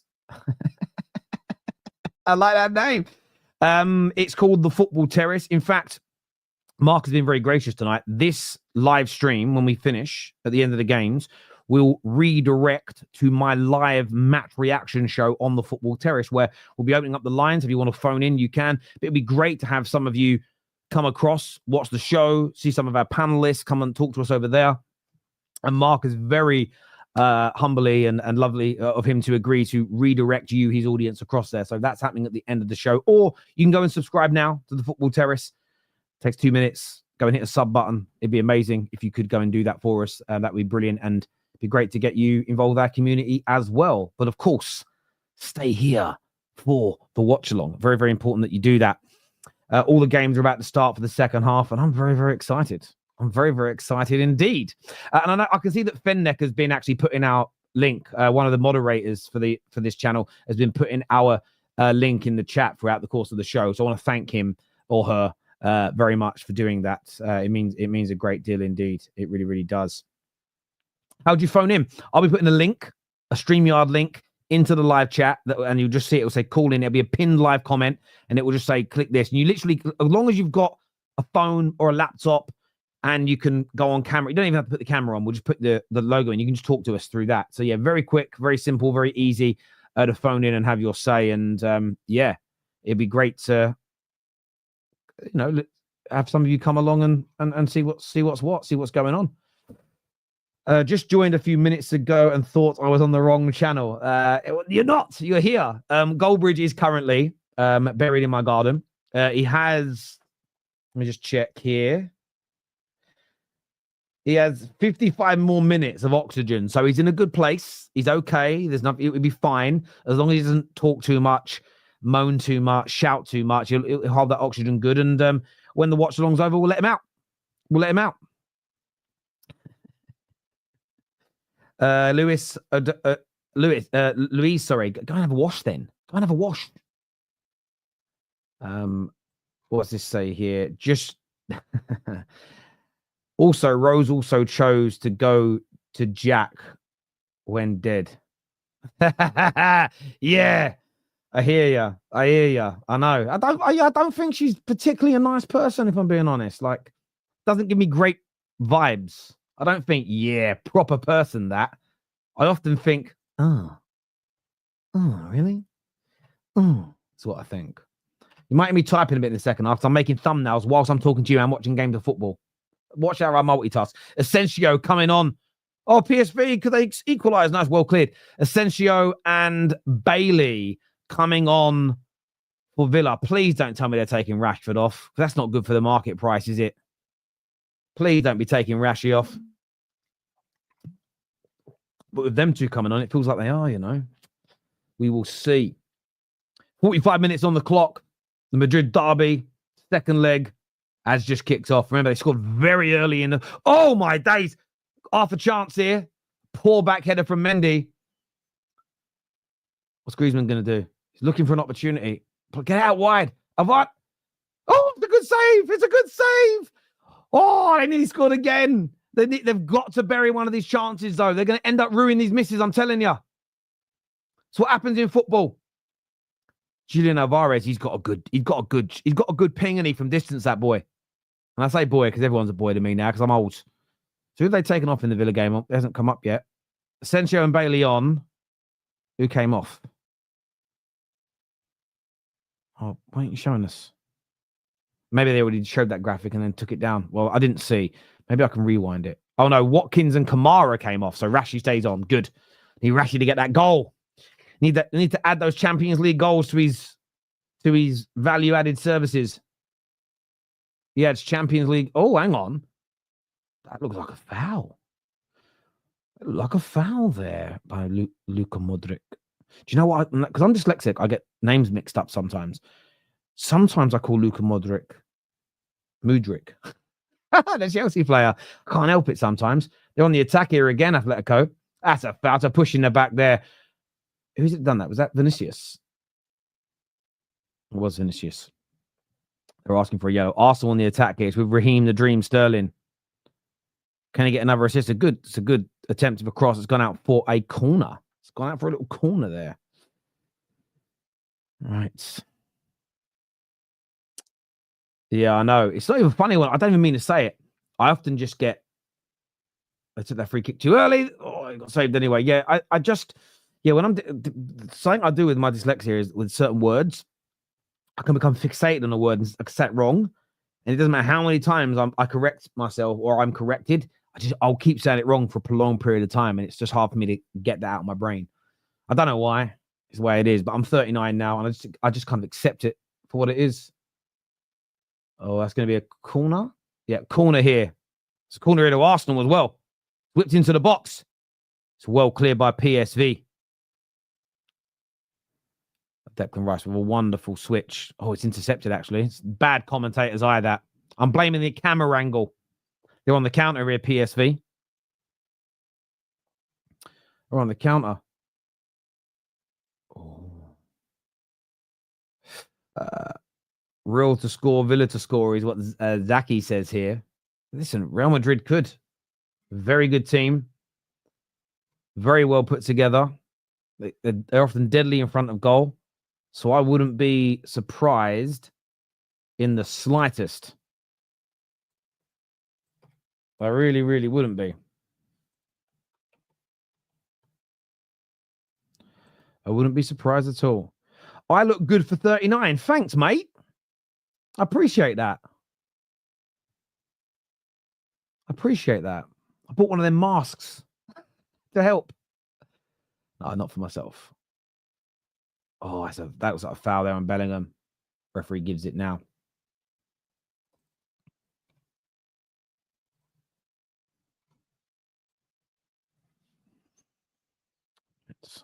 That's a really good save. The one thing I would say about a lot of the chances since the goal for Atletico is and I think it's because of good positioning from the defenders, but a lot of their shots keep going to the near post. And I get they're having the far post options kind of cut off, but they've just got to find a way of getting off those shots a little bit sooner, in my personal opinion. They're just not quite at the races yet. Excuse me. Oh, Villa with a good chance there. Well saved. Tyrone Mings, of all players. What's he doing up there? Must have been from a corner, to be fair. But, yeah.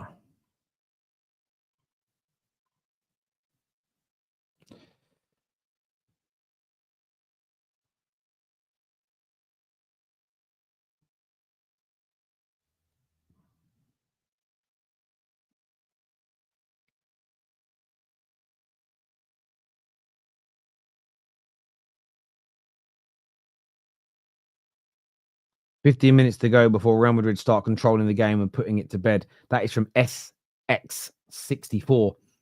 Listen, the one thing I would say, where where I agree with you and what you're saying holds a fair amount of weight is the fact that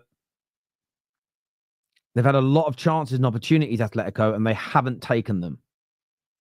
And in so many games like that, that can be a real significant part of the game. Because you almost feel if they get a goal, if they get the next goal, one, they're going through and don't need to score again. And two, just the pendulum swings, the pressure changes. And I think then Atletico Villa are gone 1-0 up here. Asensio comes on and gets the goal. 1-0 to Aston Villa, 4-1 to them. They are 100% now, in my personal opinion, through to that quarterfinal. Let's take a look at the goal here when the replay comes up. He's had a brilliant time so far at Villa. One of those players, I think the whole world just forgot how good he was. Excellent player, though. He's had a phenomenal loan spell so far. He really, really has. Let's have a little look here at the goal. He just drives through the middle. It's played out wide. Let's have a little look. McGinn. Well onside. Oh, great goal. Bailey, the two subs combine, plays the ball in, swivels, first time, bang, near post but high, into the top corner. Excellent goal. 4-1 to Aston Villa. And the Brummy boys, they're through. They're done. They're going to be in that quarterfinal now against Paris Saint-Germain. Of all teams, against Paris Saint-Germain. So yeah, very, very well done. Very, very, very, very, very much well done to Villa. Not a lot of people, I think, expected them to make it into the knockout phases. And they're not just in the knockout phases, they are in the quarterfinals of the Champions League. Atletico breaking forward here. No real support at the moment. Now they've got numbers. Conor Gallagher, he crosses it. Hang on. Oh my God, it nearly deflects in. He goes to cross it. He hits Mendy's leg and everyone's scrambling. Courtois scrambling. The world, look at that. Everyone is scrambling. They're all from a Mendy slip. Mendy buckled. And then it deflects of Tchouaméni, sorry. It deflects. Oh, it nearly bounces in. So close. So close. They nearly took the lead in the tie. Tchouaméni goes to clear it. It's going to be another corner here. Another corner here to Atletico Madrid.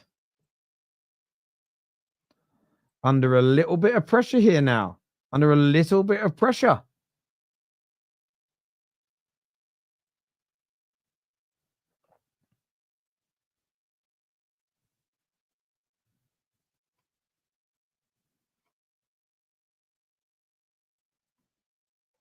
All right, corner's about to come in here. It's a good ball. It's well defended there by Jude Bellingham. And then Mbappe's looking to counter, but he can't get onto the ball. He's back in it. He's going to be offside. But he doesn't touch the ball. So referee doesn't blow up. Oh, it's a bad touch there. It's a very, very poor touch. Very, very poor touch from Simone, but still leading on the night. That game is going to extra time, by the way, if nothing changes between now and then. PSV are in. Oh, PSV nearly equalizing again. Another good save from David Raya to keep Arsenal ahead on the night.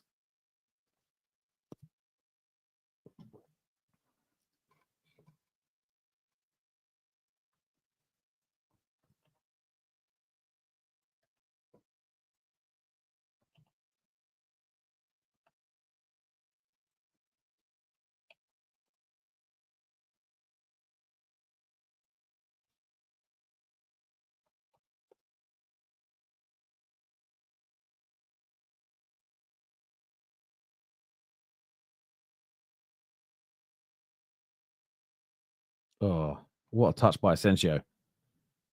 What a touch. It's a phenomenal save, and it's the post. They nearly go 2-0 up. Oh, Bellingham there. Great cross. Just about misses his head. Just about misses his head.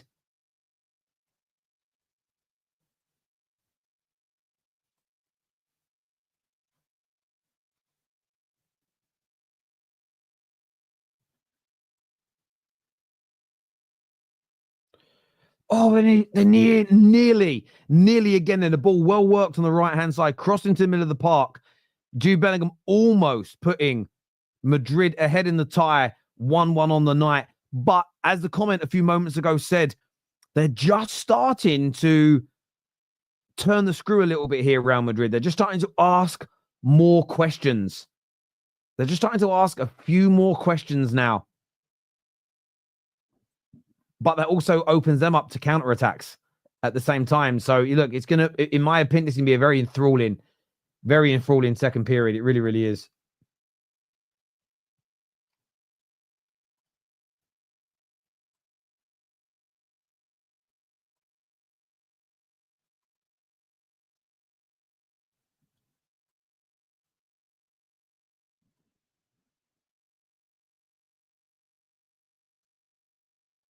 PSV fans still seem to be having an absolute whale of a time still.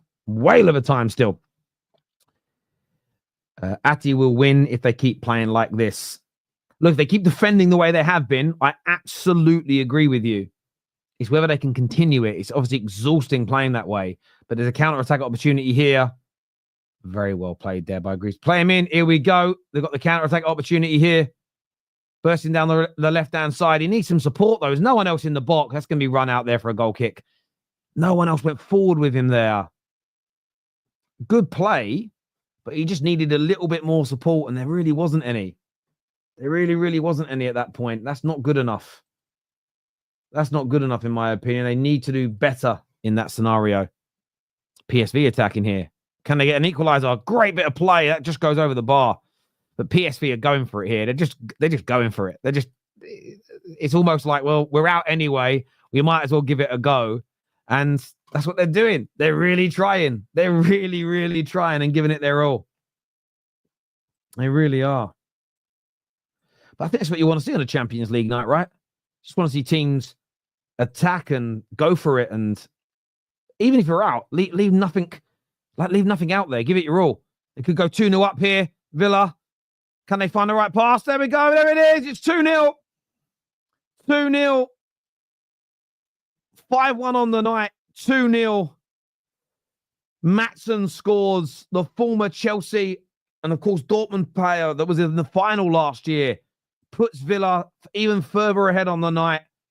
Special for their fans after so many years away from the European Cup. Back up where they feel they belong. Excellent display from them tonight. Excellent overall. And they didn't allow any mistakes to happen. They didn't allow any complacency to set in tonight, Villa. And that's very, very, very good from their point of view and perspective. It really, really is. Very, very good indeed. Very good goal. Slight deflection, but I think it was a well-worked, big deflection, but it was going in anyway. It's on the line. Mudryk?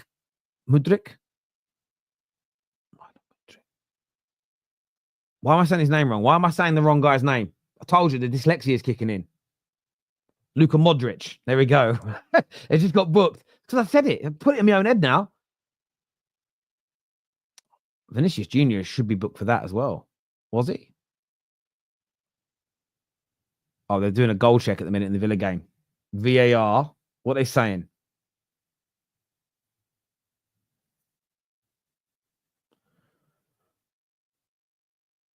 What are they saying? Free kick here, though, to Atletico. Let's watch this. Delivered in. Head! Oh, just wide! So close. I think that was Jimenez. He gets his head to the ball. Oh, wow. That was so close. It's check over, by the way. The Villa goal stands. Oh, that's just missed. It's a hair's breadth. It's a hair's breadth away. What is a hair's breadth? We all say it. I don't know what it means. Have I said the right word? Wow, that was close. Very, very close indeed. Getting Mudryk mixed up with Modric is something. It's the dyslexia. I'm not mixing the players up. I know the distinction. It's just, can't help it. It's my brain. Thank you, Goldman, for the compliment. I appreciate it, brother. PSV being played in again here. It's interesting. Got quite a few players booked now as well, Madrid. They've got a few players booked tonight. Don't mention hair.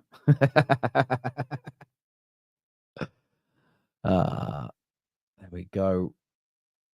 There we go.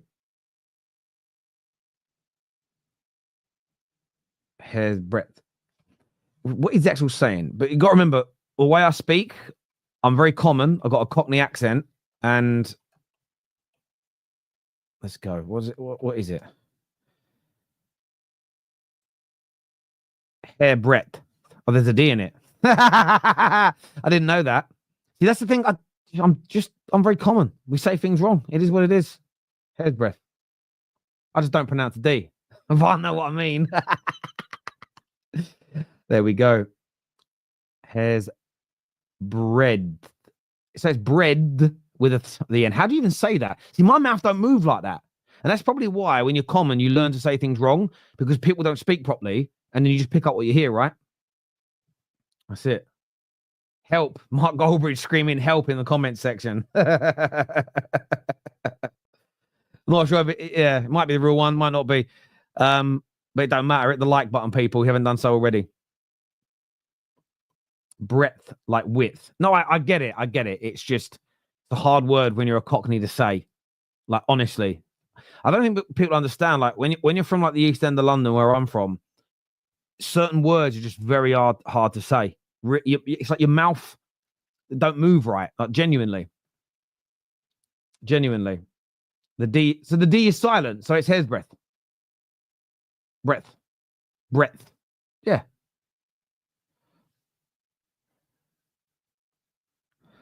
I'm getting confused now. Rashford's in here. Could he make it 3? Rashford, he squared it. 3-0. Rashford with the assist. Asensio with another goal. It's 3-0 to Aston Villa. It is game. It is set. And it is match. And I think I pronounced those words correctly. Brilliant play from Marcus Rashford. He gets the assist. He puts up the market value. Villa are cruising into the quarterfinals where they'll play Paris Saint-Germain. Wow. Very, very, very good goal indeed. Very good goal indeed. I might be checking that. What does he say here? Thank you very much, United Stand, for this. I'm on tender hooks. Well, it's tenterhooks. Tenterhooks. T-E-N-T E-R, I think. Not tender. I used to think it was tender hooks because that's what everyone in London used to say, tender hooks. Turns out it's tenterhooks. So yeah, you learn something new every day, which have something to do with obviously the phrase, like when you're nervous and stuff. But there we go. Yes, tenterhooks with a T. Look, guys, you can put in how to pronounce things by breaking the letters up. I'm dyslexic. I just can't read it. on a real thank you. I appreciate it, but I can't do it. It's not in my wheelhouse. Oh, it's a great ball in. Oh, it's well cleared, actually. Sorry. I read that one wrong. They're going to try and counter-attack here, Real Madrid. Can they find an out ball?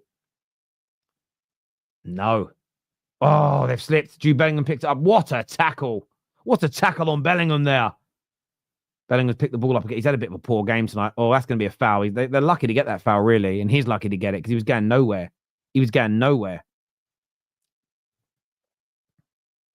Tenterhooks are used in camping. Fair dues. I ain't been camping for years. Are they? I thought they had something to do with hanging sheets up. I could be wrong. I don't know. Let's Google it. Let's find out. Tenterhooks. Tenterhooks or tenterhooks are hooked nails used with a device known as a tenter, a wooden frame used since at least the 14th century in the process of making woolen cloth. Oh, there we go.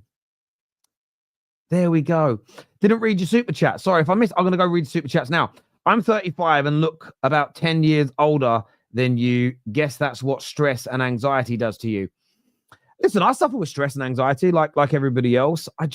Listen, it's, I suppose, diet and smoking and stuff plays a part. I don't do that. I'm not saying you do, but sometimes it's just genetics. Like, I looked really young when I was younger. So I remember being like 25, 26. I had a very decent job in at Barclays Bank, but I had clients. The reason I first started growing a little stubble out is because clients weren't being respectful of me. They thought I was too young.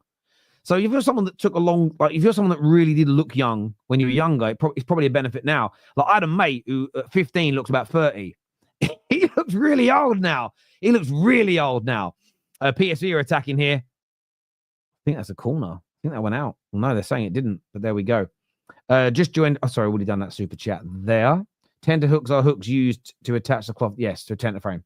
Yeah, Alan. Yeah, no, that's what. Yeah, I kind of knew what they were for. Kind of knew, but I haven't read about it in a while. It's probably loads of things. If you look into and research, you end up saying wrong. Do you know that? It's probably loads of things where you say you slightly say words wrong that you think you're saying right. I've learned that because my kids do phonetics at school, and that's what I wish I was taught. I think my dyslexia, if I actually learned phonetics, it would probably help me, but we didn't do that when we were at school. Where is this or that? Depends on how you view the world. Do you know what I mean?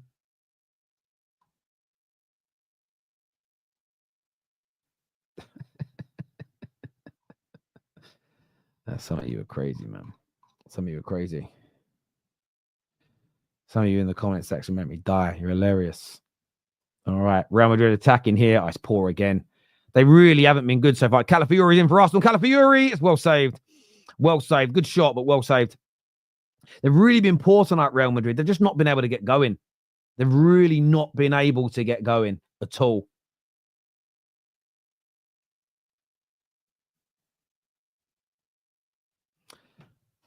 Alex here says, I've only just recently found out, excuse me, I've been saying rope learning instead of rote learning. I've never even heard of that phrase, I don't think. Have I? Rote. Sorry, so let's give it a little Google. Ball played in deep. Hang on a minute. Oh, Antoine Griezmann, that touch is better. You're scoring, mate. That touch is better. You're scoring. Rote learning. Rote learning is learning a method where information is memorized through repetition without necessarily understanding the meaning or context. Oh, Mbappe! That's a penalty! That's a stonewaller! That's a stonewall penalty! They've got their chance here, Real Madrid. We said it would come. We knew the chance would present itself if Atletico didn't take their chances. And it literally, if Griezmann's touch is better, but it's poor. Camavinga picks it up, plays it into Vinicius, who wonderfully drives it into Jude Bellingham. And that's his moment, Jude. He plays a lovely cutting ball into Mbappe, who then runs at the back line. There's space for the first time. He twines a man up. It's very soft. He is grabbed. He is fouled. There is a foul. Let me see it again. Oh, it is going to be given. It is inside the box. No, it is a foul. It's not a lot. I thought there was more contact, but it's going to be a penalty. But it was the first time tonight Mbappe could run with space, with sort of openings for him to dive into. They get the penalty here. It's probably going to be Vinicius Jr. This with the opportunity to go 3-2 up on aggregate. Let's see what happens here. Are we about to get another big twist? Are we about to get another big turn?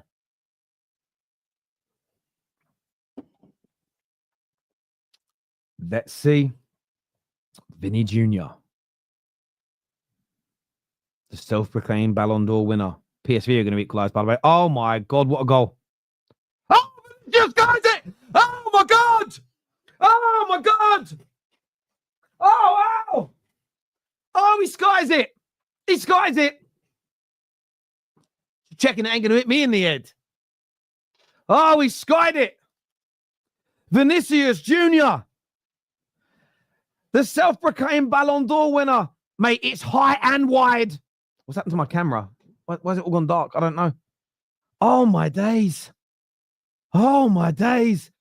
What a bad miss. Vinicius Jr. Oh, he misses a huge opportunity.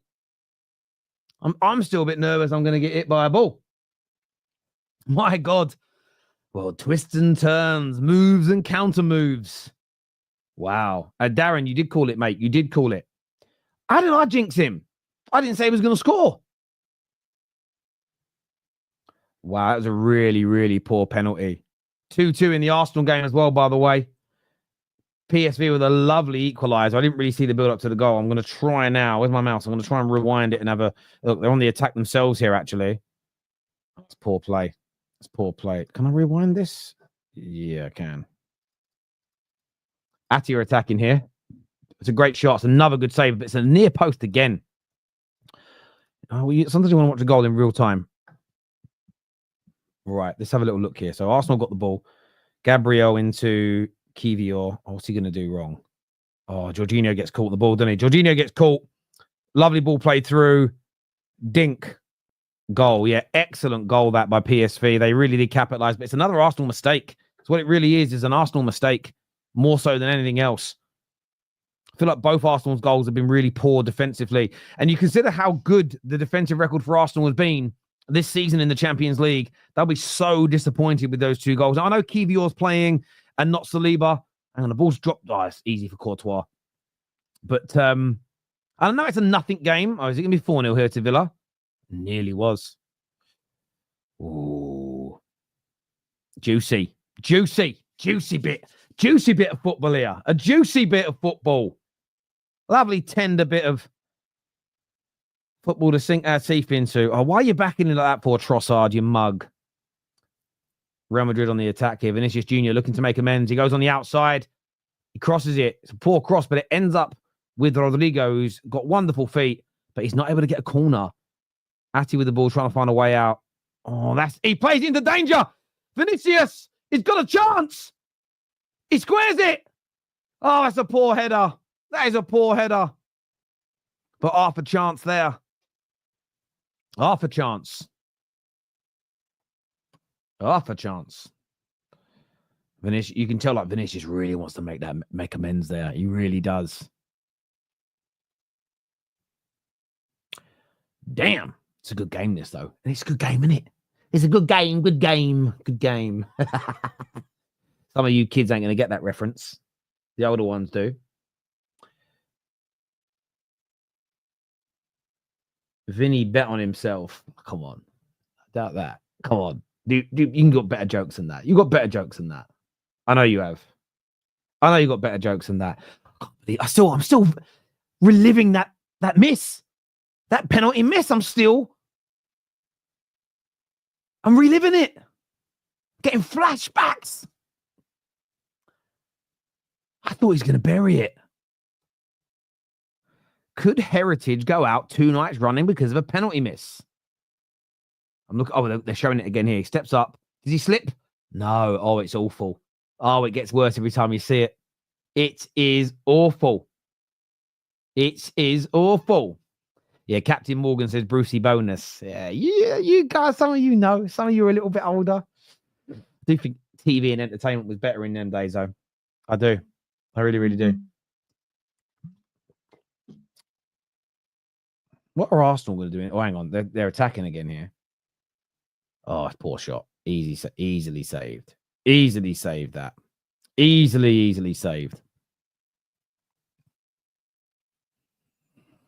Oh, I think this last 15 minutes is going to open up nicely. Hang on here. Here's Rodrigo. He's got a lot of space on the right. Oh, that is a fantastic tackle. Thing of beauty. Absolutely marvelous.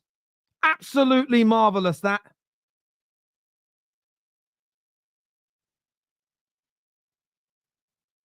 He's played in. Oh, look, it's just great. It has to be perfectly timed, and it is. That is phenomenal. I'm not too sure who the player is, to be fair. Who was it? Ronaldo. Yeah, very, very good challenge, that. Fantastic. Would you take Ousmane Dembele at United? Based on this season, I would. Up until this campaign, no, because he's very expensive, huge ability, but never delivered against that ability. This campaign, he's been out of this world.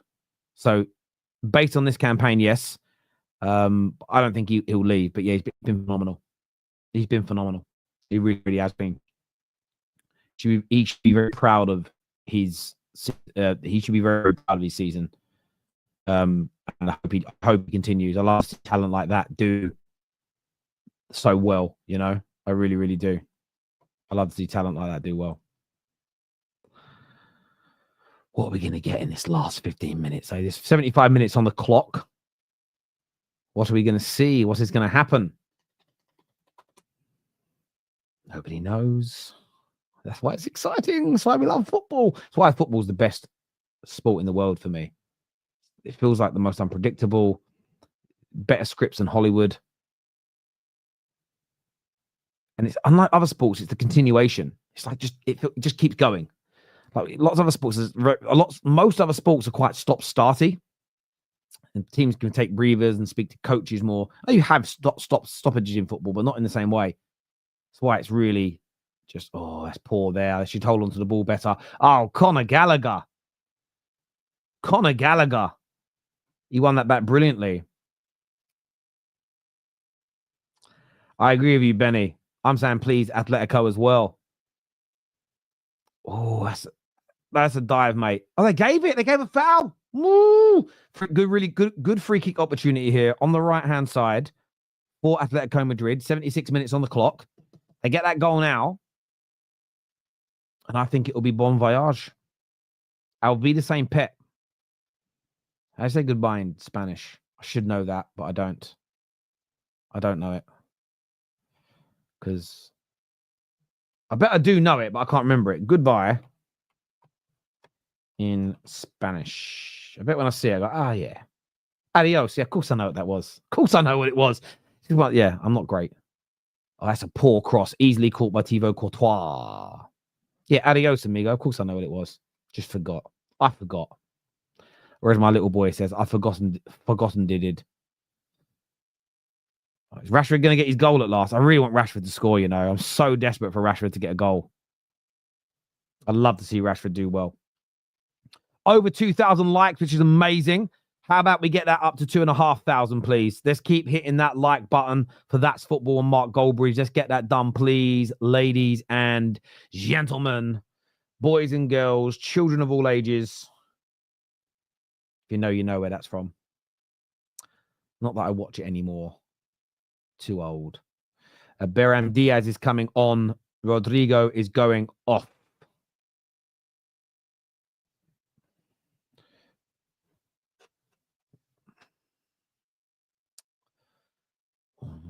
Well. Do you know another signing that's been really good so far at Villa? Dazarsi from Chelsea. He's really good every time I watched him. Oh, is it? Oh, what a save. They nearly went 4-0 up. But a brilliant save from Simon Mignolet in the Aston Villa goal, the Club Brugge goal. Yuri Tillemans with a great strike. Some substitutions here for Arsenal. Martinelli's coming on. I think Irian Timber has come onto the field of play as well. They don't want to lose. They don't want to draw. They want to win tonight's game. Good opportunity to get their minutes as well. Really, really is. If you want to update score, maybe you're not watching. Oh, who else came off? Ben White came off as well. Zinchenko, Tierney, Odegaard, Martinelli, Timber on. They're going for this now, Arsenal. 1-0 to Atletico Madrid, 2-2 on the night. So that is going to extra time as things stand. Extra time is thing. Oh, that's it. Oh, Villa should have. I just praised Dazarsi and he missed a sitter. Commentator's curse. I'm sorry, Dazarsi. That was my disaster. I apologize, sir. That's my fault. I angered the football gods. Gary Neville was kidnapped. Mark Goldbridge. Can you?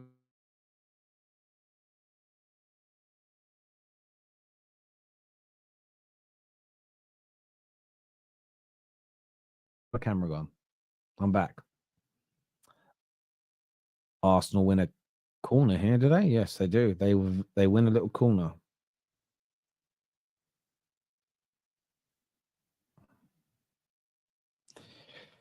Have I come back yet? Sorry if I haven't. Yeah, the Wi-Fi is playing up. I'm very sorry. Do you know what it is? I've got a lease line putting at my house now. But it's I'm currently using Elon Musk Starlink because where I live in the countryside. I've got the lease line, everything installed and waiting for the router to arrive. And I'm going to have 50 gigabyte up and down, which is going to be amazing. But it's taken me 6 months to get it. Oh, Arsenal trying to score from a corner. It's poor header. You're back. I'm back. It's great. Good. Thank you all.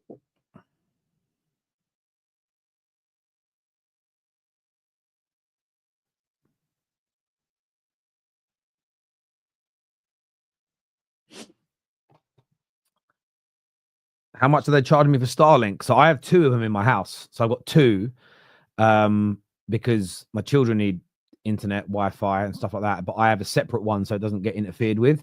So for 2 satellite dishes, it's like £200 a month, which isn't bad, but they're on roaming. So if we can take it out as well.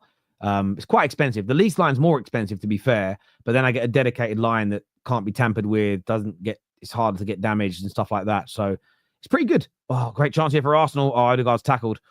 But it's pretty good. It's expensive, but it's where I live. Like the fastest internet on my street, like if standard Wi-Fi is 5 megabyte upload and 1 megabyte, 5 megabyte upload, 10 megabyte download. I just can't work with that.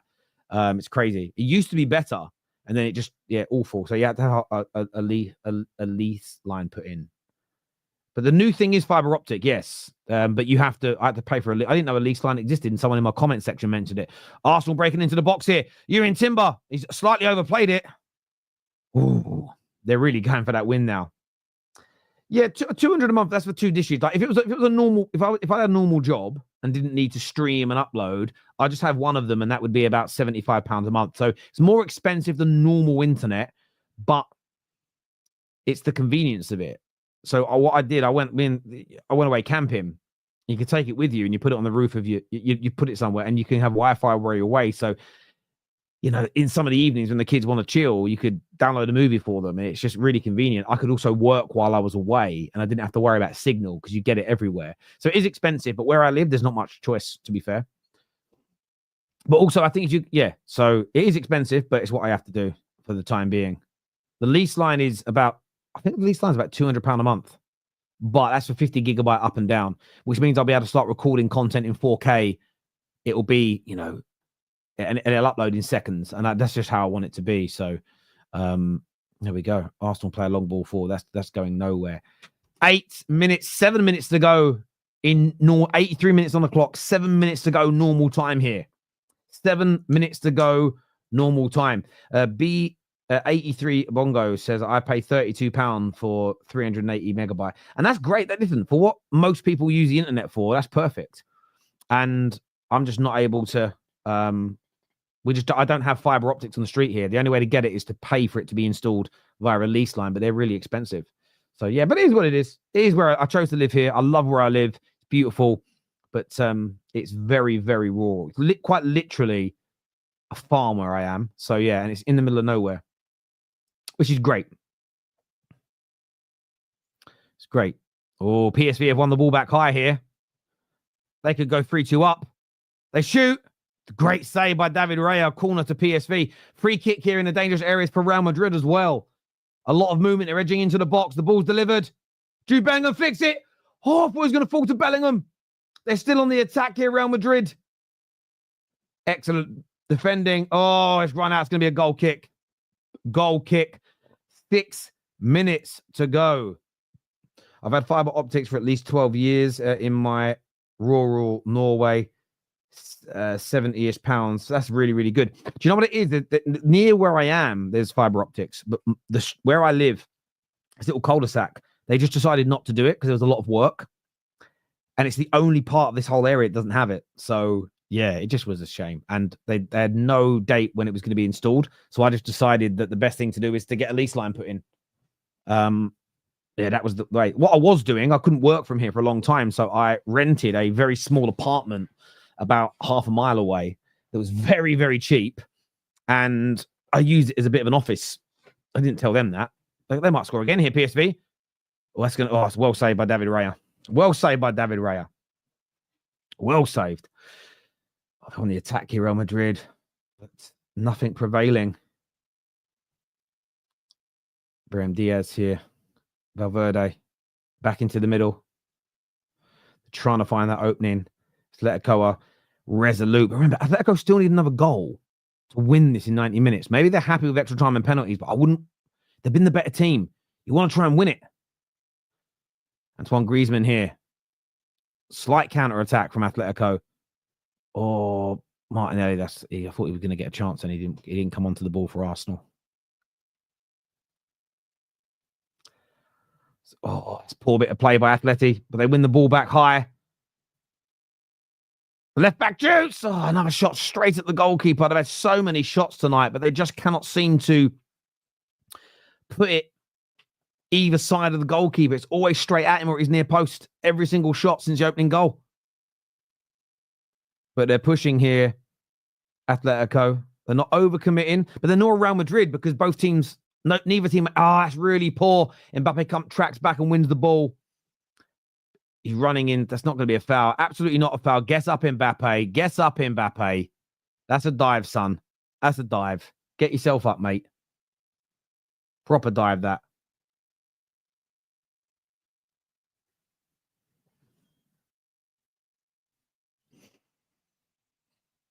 Oh, here we go. Atleti on the attack again, but they're just being crowded out. That's a very good tackle. Jude Bellingham picks it up in the middle. Great touch and turn. Plays it into Mbappe, who almost gets through. Great touch there by Longley. Atletico played in. That's a foul, referee. They've not given it. They've not given it. Oh, he's taken out. Oh, the ref. Oh, Baldy, he ain't giving it. The Baldy ain't giving it. What is going on? That's Madrid on the attack. Oh, it's becoming a little bit end-to-end, but nobody's overcommitting. Nobody wants to lose it. Extra time is pending. And Vinicius is cancelled out there. He can't break through. 2 minutes to go in the game. That's a tired ball forward from Atletico. Picked up by Jude Bellingham. Recycled here. Moved forward by Real Madrid. They are going for the winner. The jugular. It's late. Everybody's tired, sweaty, covered in grass. Just like... I'm not going to say what I was about to say. It's not my channel. Camavinga here. Lovely switch ball. Great touch by Diaz here. Goes on the inside. Oh, it's he's well tackled there. And the ball's just kicked out for a goal kick. There we go. There we go. And it feels like we're going to be settling in for some extra time. That's what it feels like to me.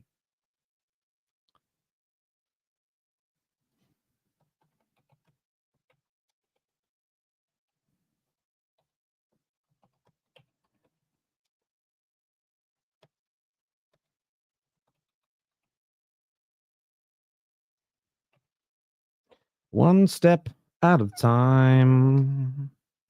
One step at a time. The one good thing about this going to extra time is the other 2 games will be over, which means we can focus on one game, which will be nice. It's nice football there by Arsenal. Can they get that winning goal? Doesn't matter, other than for pride. It's played on the outside the timber. He left it. Oh, that's silly. Should have got to cross that ball into the box, boys. That's what he should have done there.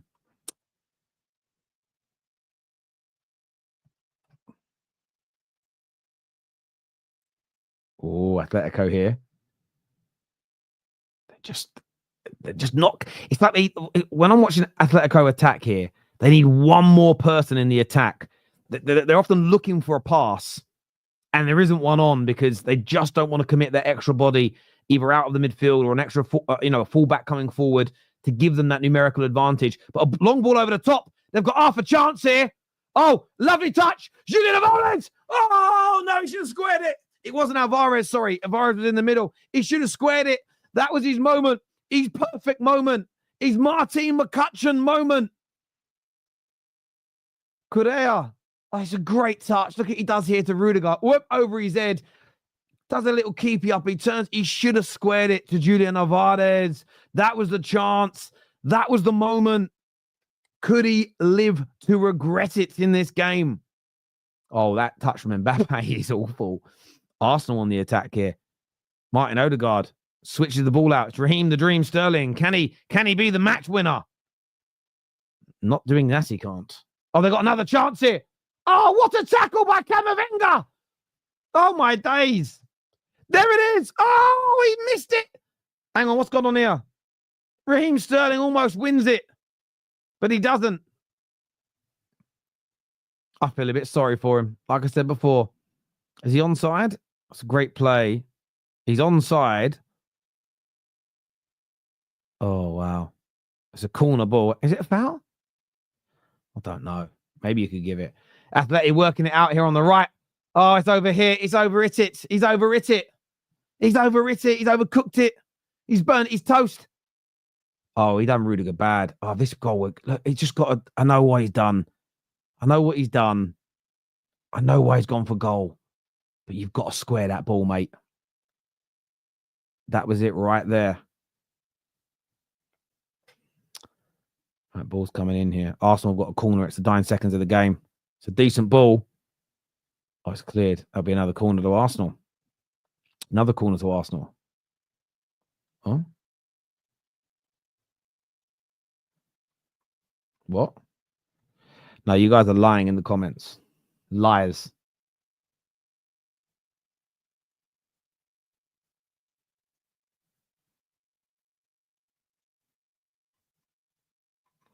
Ahmad's not back. What are you talking about?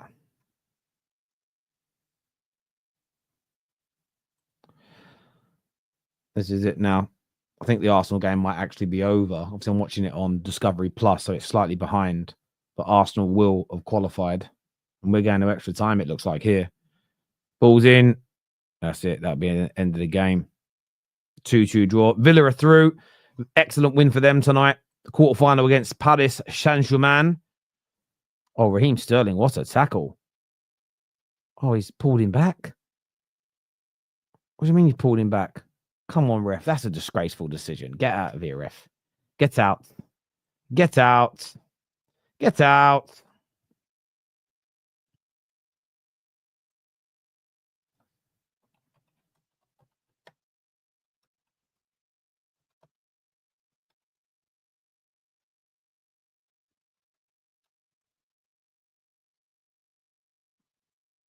But at least now, that Arsenal game's over, we can focus one game.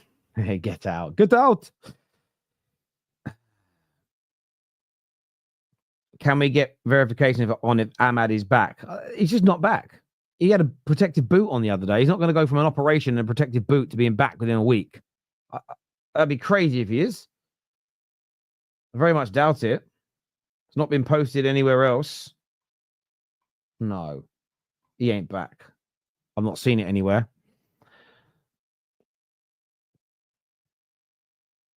Oh, PSV nearly won it at the end. But they lost it in the first leg, and that's all that really matters. That's the end of the game there now, I think. Yeah, it's over. 2-2 draw on the night. Arsenal won't really care. It's not the important thing. The important thing is they were through last week. Got a bit of a run out, but there we go. Now, it looks like we're going to extra time here. So it's going to be another 30 minutes or so minimum. So get yourself a cup of tea, strap yourselves in, get ready. It's going to be, listen, I'm excited about the extra time. I think it's going to be a nice little bit of fun here. Save Goldbridge, Terry. What I'm going to do, I'm going to pop out at the end of this game, though, and put a bit more oxygen in for him, so he's okay. He's going to have a little tap on the box and make sure he's all right. They might try something here, though. They're steaming forward. He's offside. He's offside. Don't play that ball. That's so stupid. That's so stupid. Why would you play that pass? You can clearly see that he's offside. You can clearly see that he's offside. Don't play it. He's offside by a country mile.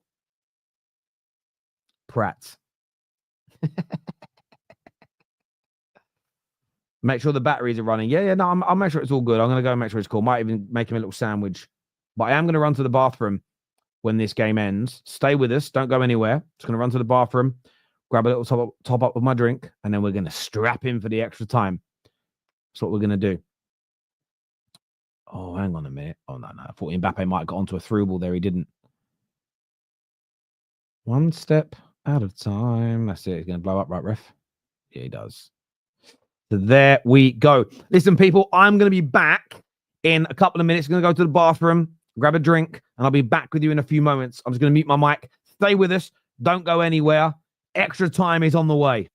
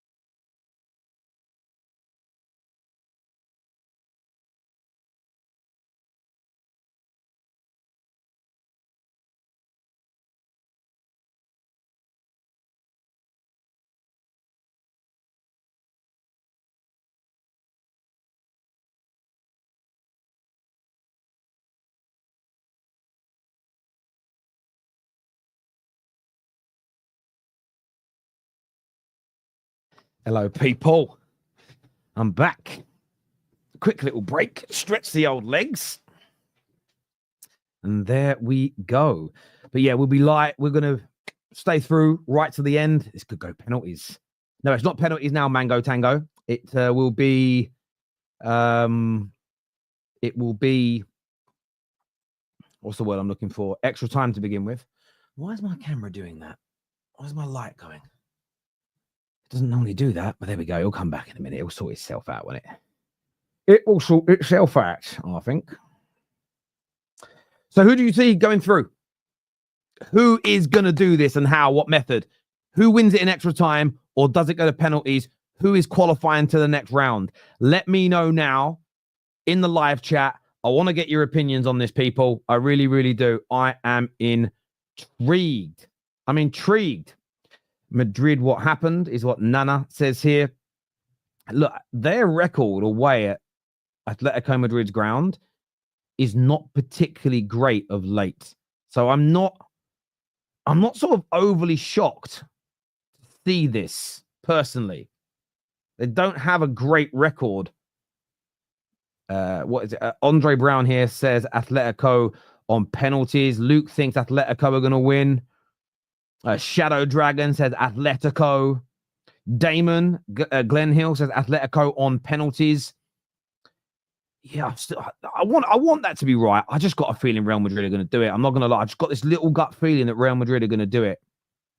Where are my pants? I got shorts on, bruv. I got shorts on, bruv. Shorts. Yeah, I got a shirt on the top, shorts on the bottom. Yeah. I ain't wearing no trousers at home. I ain't wearing no trousers at home. And I have one of my little gummies. These are very good. These are very, very good, these gummies. They're not sweet. They're from Magic Mind. Amazing. Joe Rogan influence. So they're like a sweet, but without the crap in them. Very good. I've got boxer shorts on as well. They're like shorts. Yeah.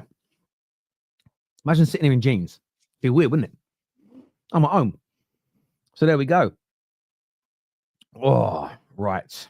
Atletico Madrid to win on penalties. Gut feeling. My friend will be devastated. It's a shame your friend is. Madrid's got to go now. Yeah, he does look a bit leggy these days, doesn't he? He does look a little bit leggy these days. About to kick off that second half. Can we add that to it?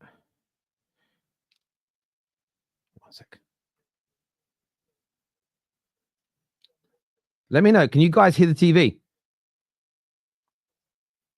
If you can hear it, let me know and I'll turn it down.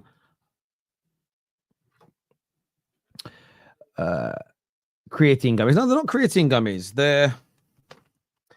They call them mental performance gummies, but they've got vitamins and minerals in them and stuff, and just really good. Really, really good.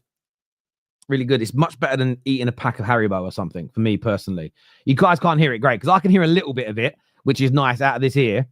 If you guys can't pick it up on my mic, then we're in no danger.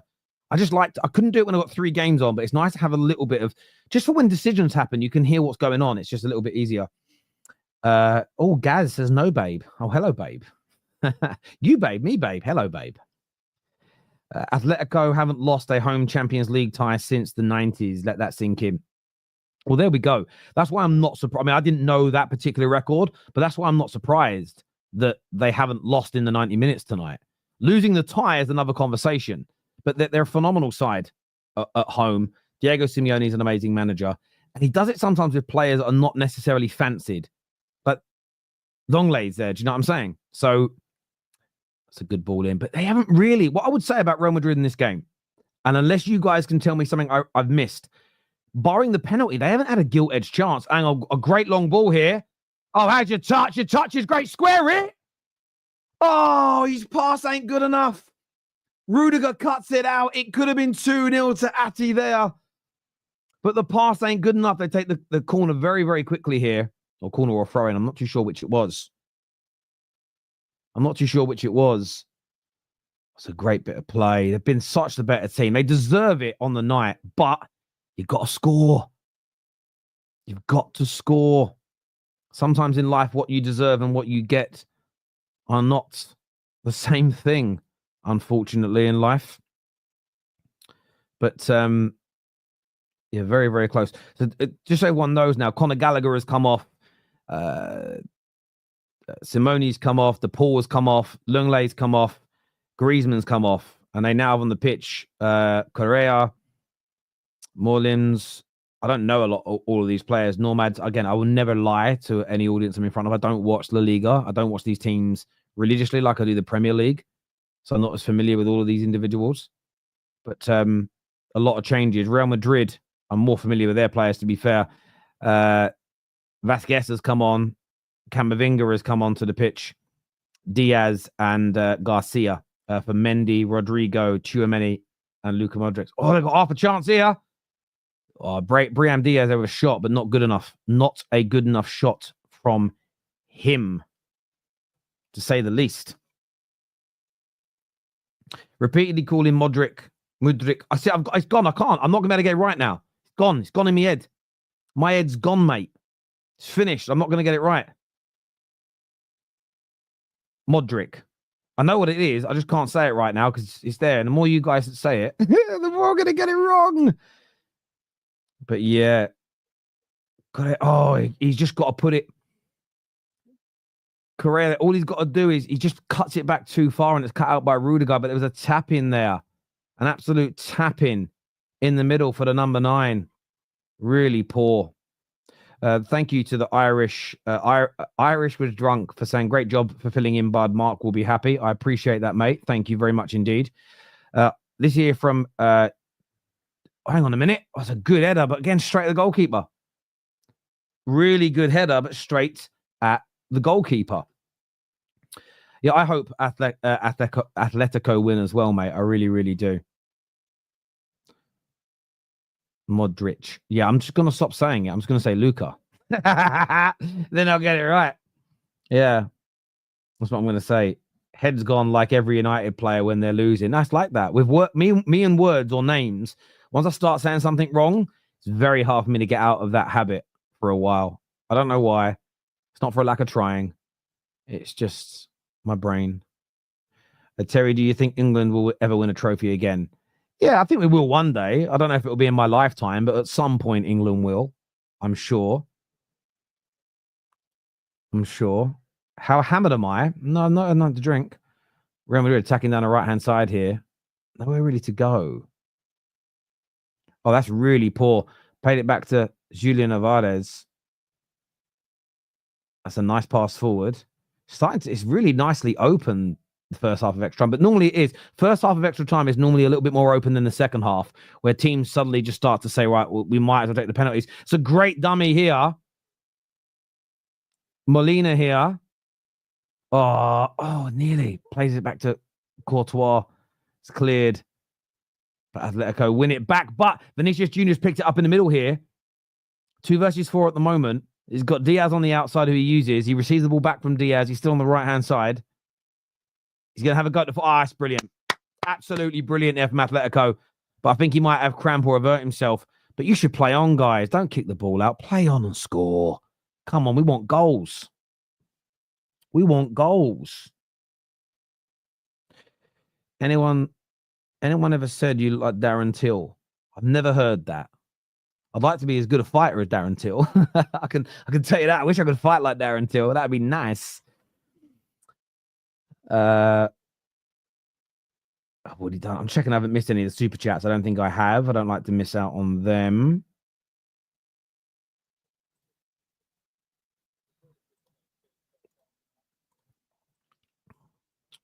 Those Atletico fans. You got to remember as well, like I'm here in the UK, so it's 10 o'clock at night now.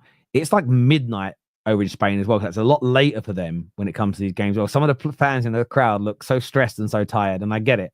I've been there. I've done it. I've worn the t-shirt. It's not nice sometimes. You feel really stressed.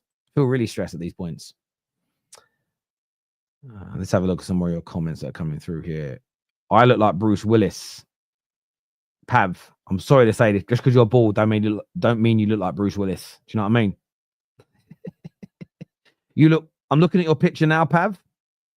More Phil Mitchell than Bruce Willis, but I hear you. I hear you. This here from Tohan says, it's 3 a.m. here for me. Yeah, listen, that's why I always have tremendous respect for the international fans that get up at stupid o'clock in the morning. I understand we all love and appreciate the match-going fans because they're part of all of our match days when we watch at home, we watch on TV because the atmosphere and everything else, and they're an important part. But I also have a tremendous respect for people all around the world that get up at ridiculous hours to watch their team play. When I moved to Manchester in the mid-noughties, there's a bloke up there called Barry, well in his 80s now, United fan his whole life. And we were talking about, obviously myself being from London, I said, what do you make of Londoners and Australians, Americans being fans of Man United? And he said, look, there are some locals that don't like it. He said, but the reason why we get to call ourselves the biggest club in the world is because people like yourself from London, from all parts of the UK, all parts of the world, fell in love with the football club. That would have been a great goal. If none of us from around the country, none of us else from around the world supported Man United, we wouldn't be the biggest club in the world. So you can't be the biggest club in the world without an international fan base. So therefore, you can be the best team in the world without it, but you can't be the biggest without it. So, I think everybody needs respect in that regards. Let us know where you're watching from around the world, people. I'd love to know what city or what country. Don't post your address or anything crazy. Just where you're watching from around the world. Country and city, let us know, please. Man United aren't the biggest. Definitely the biggest in England. Definitely the biggest in England. Definitely the biggest. Not the most successful. Not the best at the moment. But the biggest, no doubt. Real Madrid here, working the ball well into the box. But, wow. Ball cut. Oh, that there was so lucky. Valverde cuts the ball across the 6-yard box. It's just ahead. It's too quick for Jude Bellingham, who ends up, I was watching it again here, ends up kicking the post. No, it's not too quick for Jude Bellingham. Jude Bellingham didn't read it. He's standing still. He should have made, that's why he's kicking the post. He knows he should have made the run earlier, and it would have been a tap in from 2 or 3 yards out. Poor from Jude Bellingham. He didn't read the situation. He didn't read the play. He was far too static. Far too static. Give up Ninja. Give a Ninja a break. He's watching from South Africa. Jamie's watching from Warsaw. Callum from North Devon. Natter is watching from Sydney, Australia. Big up yourself. A lot of my family live in Australia. A lot of my family, because my nan and her brothers were evacuated there during World War II. A lot stayed. Because why would you come back to the East End of London? They live in Torquay, I believe. Should have been a goal, is what Doogie says here. Yeah, I agree. I think they should have scored from that. I really do think Jude Bellingham should be making that run. He should be reading it. Perth, Australia. Some of you are watching from Norway.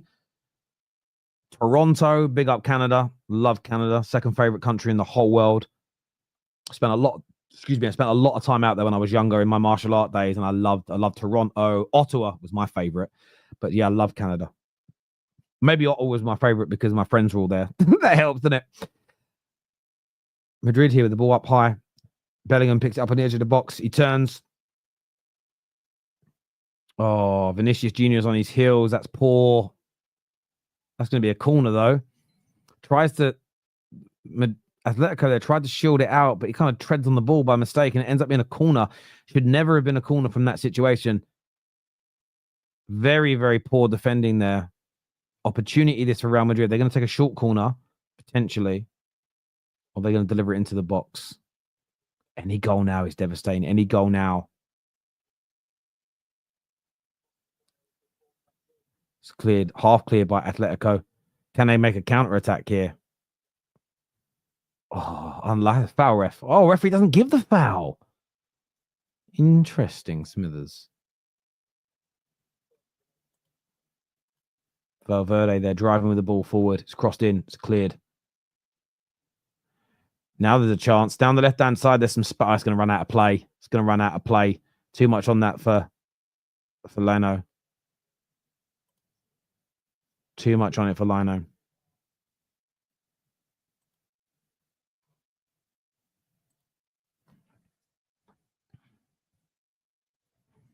Well, I've got people watching from Scotland. Big up yourself, Leo. With a little Oompa Loompa picture.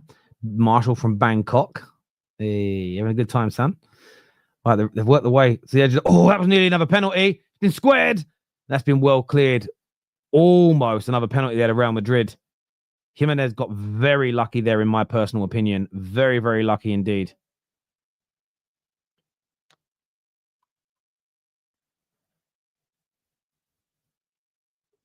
Rob says, I was massively into martial arts when I was a kid. It's good. You should get back into it now. It's one thing I want to do. I want to kind of reschedule some stuff on the football terrace soon so that I can create a bit of time, a few evenings a week, where I can actually go back to my old gym and do some real training, you know, some proper jiu-jitsu training, a bit of MMA again. I won't ever fight again, but like a bit of quality sparring. I really need to bring that back into my life. It's so good for you. It really is.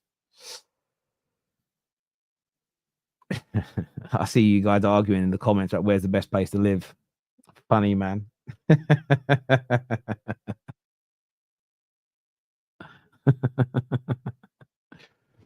Big up from Seattle. Sleepless in Seattle. It's a good film. It's a good rom-com, that. We're nearly at the end of the first period of extra time already. It's crazy. Flying by. Opportunity down the right-hand side here now for Atletico. What can they do? Can they fashion an opportunity? Madrid all back defending now, very deep. Crosses blocks. It's whipped back in with the left foot. That's easy for Courtois. No issues there. Will anybody be brave? Will anybody go for this winner? Will anybody get the winner? Brand here says hello from Edmonton, Canada. Go Atletico. Oh, Vinicius here. He gets onto his right. Oh, he cuts back onto his left. He's run 2, round 3. Can he get a good cross in? He elects not to. He squares it. Oh, that's well defended again by Atletico. He should have, for me, should have got a first-time crossing on his left foot. Should have drilled it across that 6-yard box. Real Madrid with the ball again here. Moving it forward. Looking for that opening. 104 minutes on the clock now. What is going to happen? Let's see.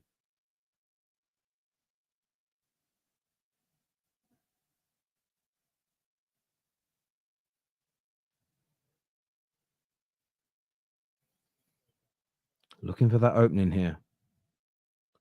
Oh, the defending from Atletico Madrid tonight, by and large, has been brilliant. They're going to give a foul for that if you ain't careful. Let go. Camavinga here into Jude Bellingham, who is still yet to have a moment, really, in today's game. Vinicius Jr. wide out on the left-hand side here. I can't be giving that as a foul. No, he went down too easily. Oh, it's a really good tackle. Really good tackle there by Jude Bellingham, who's absolutely getting mad at Vinicius Jr.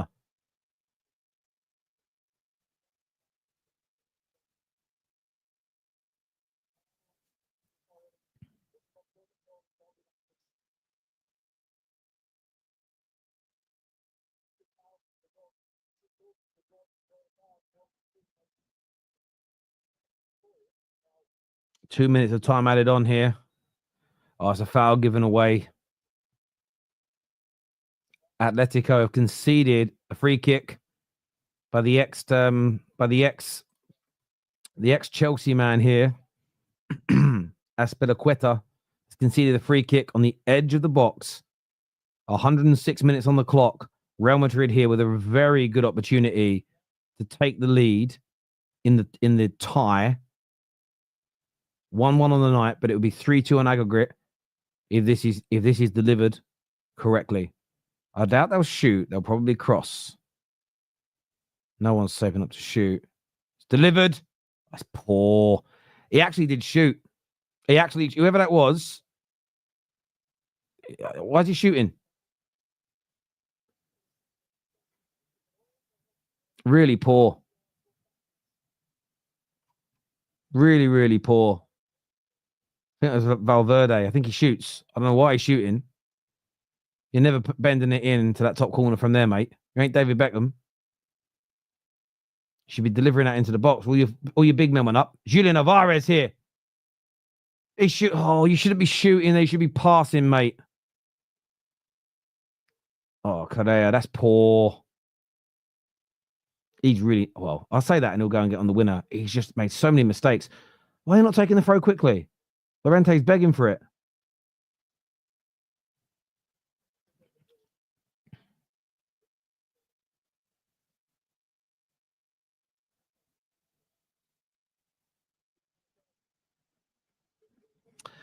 Go compare Man United's social media followers to Real Madrid's and Barca's. You lot are nowhere near them. Look, they sell. They're massive, and you can say they're bigger. That's fine. What hasn't helped Man United from a social media following point of view is the fact that in the social media era, we've been very poor comparatively to those two teams. So what we haven't done is we haven't picked up a lot of the new young fans coming through. We have a lot of fans of the older generation that are not using the social media. They have them as well, but we haven't picked up a lot of the new fans. So when I take my son football, there are Man United kits out there, but the amount of Chelsea kits and City kits and Liverpool kits you now see, where 10, 15 years ago when I was going with my nieces and nephews, you didn't see a City kit anywhere. There was some Chelsea. Liverpool kind of faded out in the younger generation, and that's what goes on. So, yeah, look, those two clubs, I won't disagree. They're massive. They're huge. But United biggest in England. There's no doubt about that in my mind, mate. No doubt about that at all in my mind. Make sure you hit the like button, people. 15 more minutes of extra time, then potentially penalties. Remember, the end of this video, Marcus very, very kindly decided to redirect you to my channel, The Football Terrace, for the match reaction show, where we're going to have a panel. We're going to be taking some calls. So if you want to come on and have your say, get that done. So at the end of the stream, it will redirect you. So a big shout out and thank you to Mark and the team here at That's Football for doing that for us tonight. It means a great deal. And we are closing in on 3,000 likes. I think we can get that hit. I think we can get that done, people. I think it's doable. I think it's doable tonight. The football terrorist. Football terrorists. Terrace, as in the stand. There we go. Yeah, there was a thing recently about shirts out. Listen, and the thing is, if Man United become a better footballing team again, started winning league titles again, you would suddenly see a massive spike in shirt sales, in followers on social media. And some of that would be like new fans that come along. And often as well, like what I also would say that with Real Madrid and Barcelona, what's helped them on social media is when the social media era kicked off, they had Messi and Ronaldo, who are such massive. They still have a mass following because of those two football players. So if Cristiano Ronaldo in his pomp had joined, I don't know, Tottenham, you may find that Tottenham would have grown a social media following that was bigger than clubs like Real Madrid potentially. Because he has, 900 million followers. So if half his followers go and follow a club like Tottenham. So listen, I'm not saying the social media following isn't an indicator, but I think there's a wider array of data that you need. But it's fair to say that Barcelona and Real Madrid, I mean, Real Madrid are bigger. They'll make more money than we do. They have more fans. They sell more shirts, bigger social media following, more success. So I wouldn't argue with that. From an English point of view, English team-wise, no one comes close to... Well, I think in terms of fame, the only one who comes close is Liverpool. Oh, they're chasing it down here. 105 minutes on the clock here. Well done. What does he say? Well done, scammed. He said, okay, I don't know what you guys are talking about here. Madrid and Barca mostly have fair weather fans. Well, those football fans do exist. So also what you got to remember is there's a lot of football fans now who support players over clubs. So it's a great bit of play. Madrid here in the Athletic box. That's going to be a goal kick, is it? Or they got a corner. So there's a lot of... Ronaldo was one of the first and Messi. But what you now have is Jude Bellingham is one of the most popular players in the world. So when he joined Real Madrid, all of his followers joined Real Madrid. So the better teams sign the more popular players, which grows their social media following.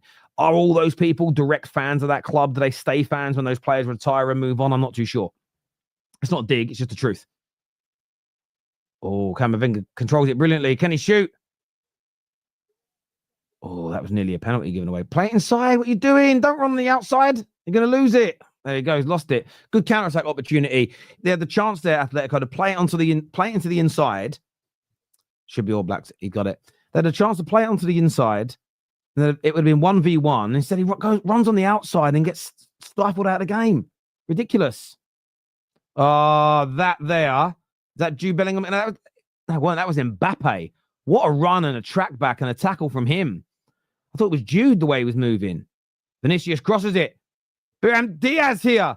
Oh, his touch lets him down a little bit. He sends it. It's a good ball in. Oh, the dive there. The dive in the middle, wherever that is. Big dive. Big dive by Rudiger.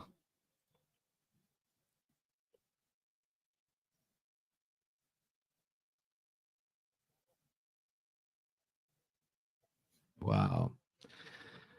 Madrid here really pushing hard for this goal. They still can't they can't break Atletico down, but they're really trying hard. Oh, they gave the ball away again. Madrid are they've won the ball back. They're working it out here to the right-hand side.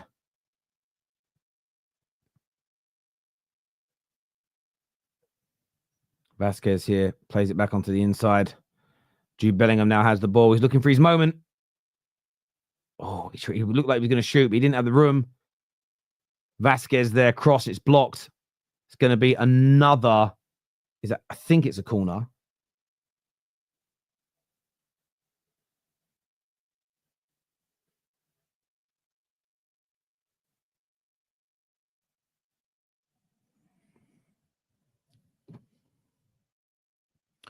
Corner here to Real Madrid. It's so late in the game. A goal now settles it probably. Rudiger. Oh my God. Asensio on the ball here. Centre back. Went to play at Camavinga, but Valverde picks it up. Atletico forcing them back. They lose the ball here, Madrid. They'll be in trouble. Vinicius tries to go on the outside. He's very well defended there. Can they turn? Can they counter? Llorente here looking for an opening. He picks the ball back up. That's lovely. Play the ball down the line. No.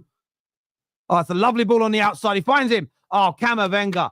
Camavinga, what a tackle. And he wins the ball.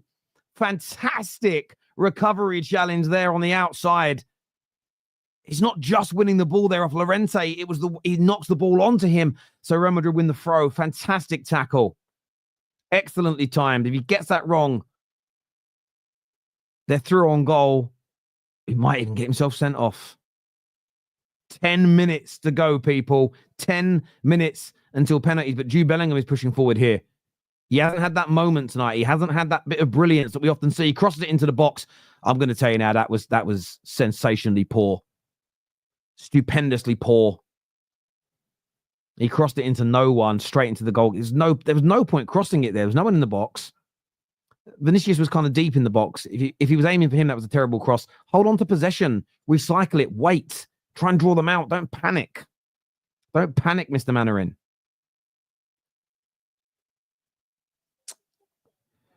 One step at a time.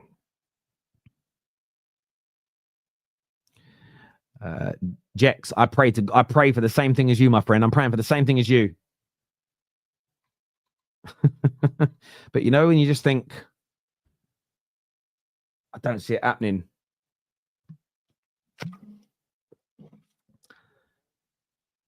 If we go by last night's, if we use the same logic as last night, the team ending the second half of extra time looks like they've got more in their legs, and that was PSG, and their penalties were brilliant. At the moment, Atletico look like they have very little left in them. They look like they're running on empty.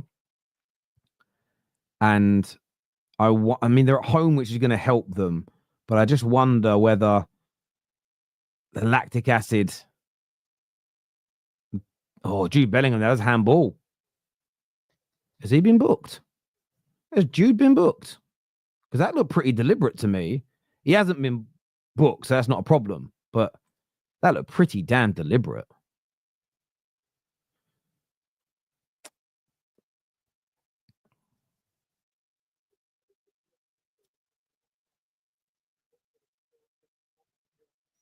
Yeah, I feel like if there's going to be a winner at any point now, it's either going to be a moment of spectacular beauty or calamity.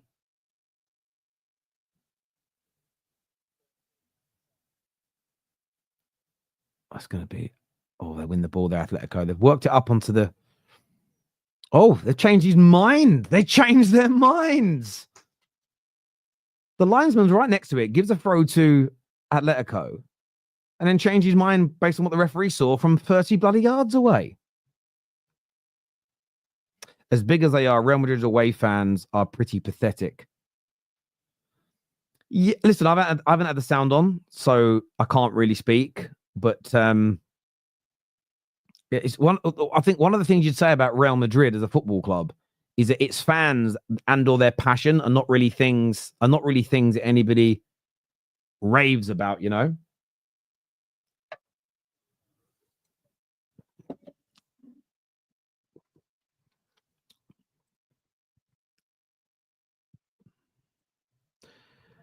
E.T. is the biggest waste of time. Like the movie. Oh, come on, bro. I know you've been bigging up the Football Terrace tonight, but come on. E.T.'s a classic. It's a classic movie. Real are looking tired. So I don't think... Oh, hang on. Mbappe's in here. Oh, wow. Nice bit of defending there by... who was that? Jimenez. Very, very good bit of defending there because Mbappe was in. I'm going to sit back a bit more on my chair now because I'm getting tired leaning forward. I can move the arm. I'm not folding my arms on board, by the way. It's like how I like to sit comfortably. But corner here, 14 minutes on the clock, 114 minutes on the clock, sorry. It's crossed in. Bellingham. Oh, Diaz picks the ball up. That's well won. He dives, but they've got a counter-attack opportunity here. Oh, that's a foul. That'll be a yellow card. And he's held on to the ball. Oh, and he's pushed him and he's fallen over. Asensio is going to get a booking. He's already been booked, I think. Stop wasting time and energy. Stop wasting the time and energy, people. Come on. Liverpool. Sorry, let's have a little look here. United isn't a big club anymore. But that's where you're wrong, Christian, sorry. It's not that they're not a big club.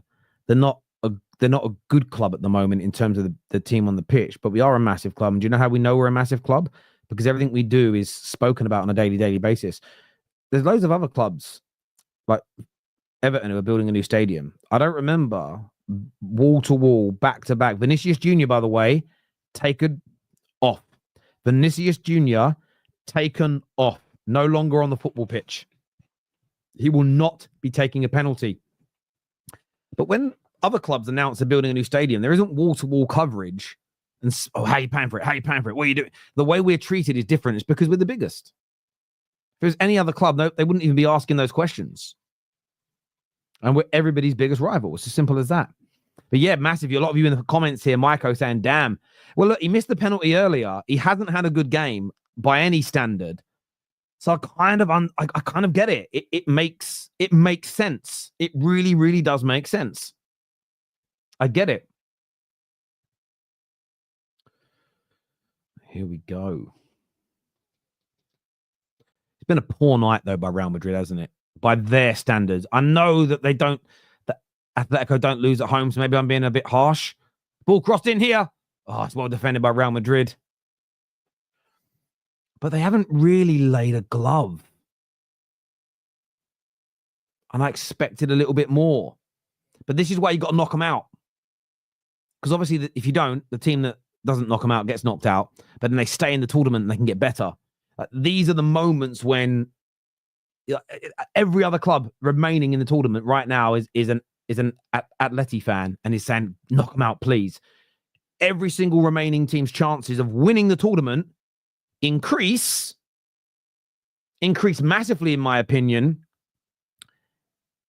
if Real Madrid go out. The same as when Liverpool went out. I think everybody's chances of winning it goes up. You know? If Barca got knocked out by Dortmund, everybody's chances go up. The favourites. And Real Madrid are always the favourites, in my opinion. Especially in recent years. I predict Bellingham last-minute own goal.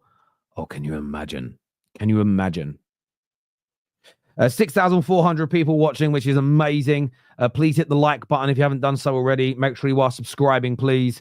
Let's get that done. Ball's crossed in. Atletico Madrid. It's well cleared. Oh, Llorente there with a shot from distance. Goes wide. He's claiming a foul, but he's never going to get that. He's not getting that in a million years. Not on your Nelly, me old mate. No, never a foul. Never, never, never.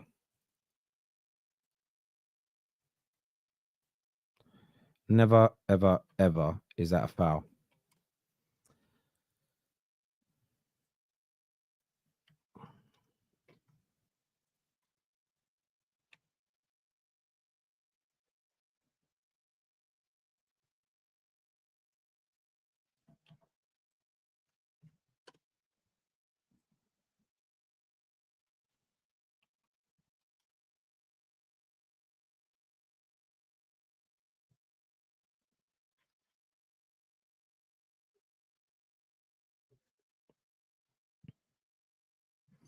We have a super chat here that's come from Redback Spider. I recognize you from my channel as well. He says, if Arsenal win the Champions League, Oldie Gow is going to hand out a few recipes. a few receipts. My dyslexia there. Sorry. Yeah, look, there'll be a lot of Arsenal fans that'll be pulling out receipts. I think for Arsenal fans, winning it would be the most important thing. I think what else? It would just stop this consistent doubt where you can't win it because you've never won it. And I think if you're a supporter of that football club, that's something you just want that sort of monkey off your back gone, if that makes sense. It becomes a moot point. Nobody debates it. By the way, there's a minute left of this game. This is going to penalties. There is a minute left of this game. It's going to penalties. We're going to be here live, so make sure you stay here. No better community for watch-alongs on the planet than here on That's Football. 1 minute to go. And it just feels like both teams now are just going through those motions. No one wants to risk anything. Oh, that poor pass there by Real Madrid. Throwing here to Atletico. Do they have one more attack in them? Can they create? Can one of these teams create one more real opportunity to win this game and get away from bingo? Get away from the uncertainty of penalties. We will see. He's been played forward well here by Atletico. Julian Alvarez. Oh, it's well defended. Asensio does brilliantly there. Defends against him brilliant. Oh, they give it away, though. It's going to be a throw-in deep in Real Madrid's half. 120 minutes up on the clock as I speak. And look, how many minutes of time added on is there? They haven't put it up on my screen yet. Well, they're going to give a minute. They always give a minute. I'd risk it for a biscuit, mate. I'd risk it for a biscuit here. Get an extra body up, throw it into the box. Here goes Dave. He throws it in. It's well clear by Camavinga. It's going to be another throw in here. Oh, there's no time added on. It's penalties, people. Penalties. It's penalties. That's it. 2 nights running. It's a late one. I'm going to be tired in the morning, but I don't care. I'm going to be tired in the morning, but you know what? It's why we do what we do. It's why we do this job. I get to talk football for a living. How lucky am I? Can't be complaining about that one. Cannot be complaining about that one. But there we go. On the night, the result is over. Give us your thoughts. Give us your opinions right now. Who is winning this? Who is going to get over the line? Who's going to bottle it? What goal is going to be the hero? How is this penalty shootout going to go? What's it going to look like? Let us know in the live comment section right now, people. I can't wait for this. I cannot wait for this. I really, really can't. This is going to be brilliant. It really, really is. All the way to penalties tonight. Nothing between them over the course of the 2 legs. Neck and neck the whole way. And now it's being decided by penalties. You've got to love football, haven't you? You've got to love football. And excuse me for typing while I'm doing this. A few things I've got to do in prep for my next stream at the same time, because one of my members of staff, KJ's off on holiday, which he deserves. He's a very hardworking guy. But it means I've got to pick up his job. Do you know what I mean? It's the way the world is. So who's going to go through? Let's have a look at some of your comments that have come through here. Let me scroll down. Ati getting their hearts broke again by Madrid. It's happened so much in the last decade, hasn't it, in the Champions League with the finals and everything else. Christian says Real wins. Sammy says Atletico are going to win it. I hope so, mate. I hope so. Oblak, the hero. That'd be great to see. Atleti win. Oblak saves all of Real Madrid's penalties. Now, that's a bold prediction. I don't know about that one, Chief. But if that was to come true, We'll see what happens. By the way, if you're just tuning in, get the like button smashed. Penalties are here, and we are live for it. And we are live for it.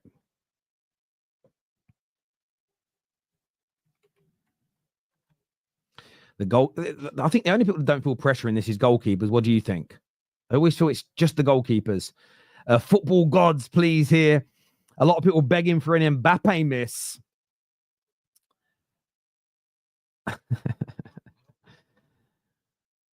Oblak, please, is what Jex says here. Alvarez to win it for Atletico. Do you know what I like now about penalty shootouts is the better penalty takers go first. We've got away from the better penalty takers wanting to go last regularly because they wanted that winning penalty. They wanted the glory. Statistically speaking, I think if you go first, it increases your chances of winning by about 30%. And putting your better kick takers first, I think it also increases your win percentage. It's why I think as well we see a lot better penalty.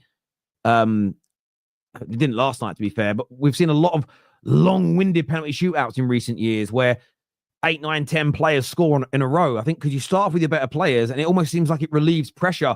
Where if one of your worst penalty takers is going second, I think there's a different nervousness. Maybe they feel less pressure when they know they're taking penalties at the same time as weaker players. But it's Mbappe's going first. Real Madrid kick first. So it is advantage to Real Madrid here because typically speaking, teams that kick first win. I think 62% of penalty shootouts are won by the team that goes first. I read that stat somewhere a while ago, but around 60-odd%. So let's see what happens here.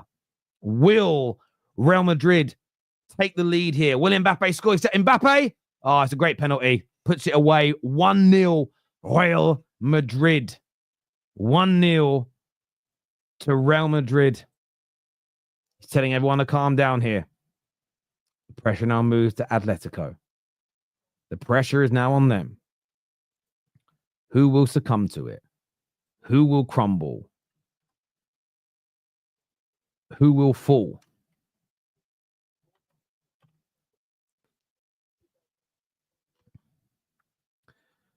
Oh, he doesn't look very confident here. He looks a little bit nervous, the cyborg up front. He steps up. Bit of a strange run up on his left peg. Courtois looking confident. Can he say... Oh, listen, I'm a mug. I just got done. That penalty was sublime. Sublime. Buried it. Like I buried Goldbridge in the garden. 10,000 people tuning in. Get the like button hit, people. Get that done right now, please. 1-1. Only one penalty each taken, but it's 1-1. No misses so far. It's Jude Bellingham. It is Jude Bellingham, the Englishman, with the world at his feet. Puts the ball down. He's walking backwards. He hasn't started yet. He's walking backwards now. I thought he was going to, but he did a bit of a pose. Here he goes, Jude Bellingham. He shoots. Oh, he scores brilliantly. The pressure doesn't succumb to him. He handles it amazingly. No pressure, Bellingham. Oh, it's like on the outside of his foot. He put some swaz on it into the bottom corner. Brilliant hit. Brilliant hit.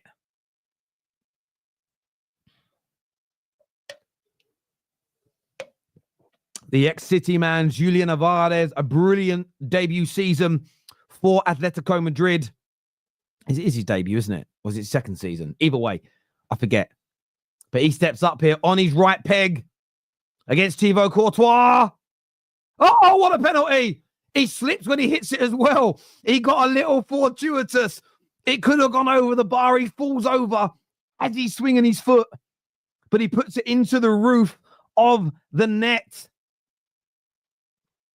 Wow. A little lucky, but you're going to take it. You're going to take it.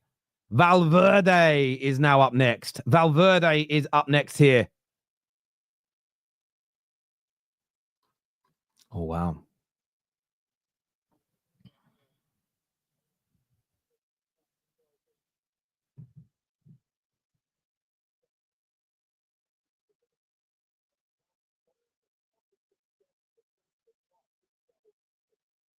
Oh, hang on. No, they're going to VAR check Julian Alvarez's penalty.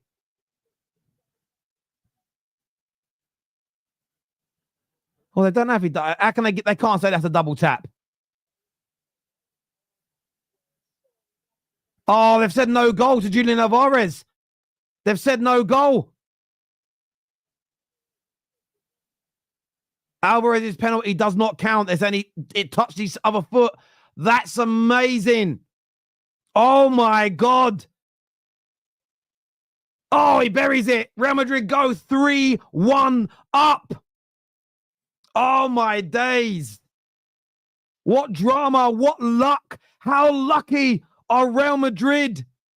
How fortunate are Real Madrid? Oh, it's going to go off. It's going to go off.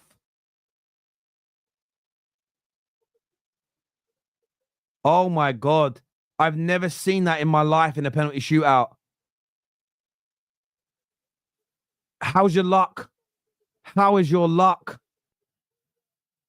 They've got to score this now. The pressure has just increased massively. Are they concentrating, the athletic players? Oh, Courtois gets a hand to it, but it goes in. There is life in this still. Oh, my word. But they didn't look to... I couldn't even see a double tap. How could they know? How could they know? The replays they showed us weren't conclusive. This is to go 4-0 up here. The captain steps up. By the way, guys, I know you're saying if you hit it twice, it's null and void. I get that. I'm just saying, how's your luck? It's not like it's poorly hit. Someone's foot just slipped. And I couldn't see it. Here goes the Real Madrid captain. He's got the armband on anyway. Vasquez steps up. Saved!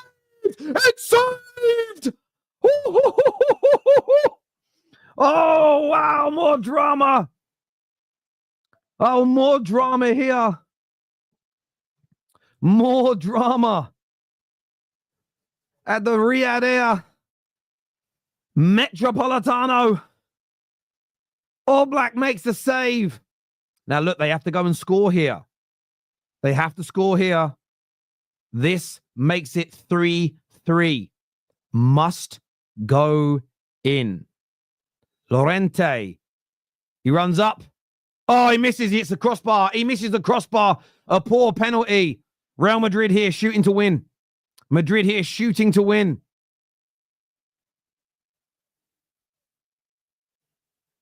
Wow.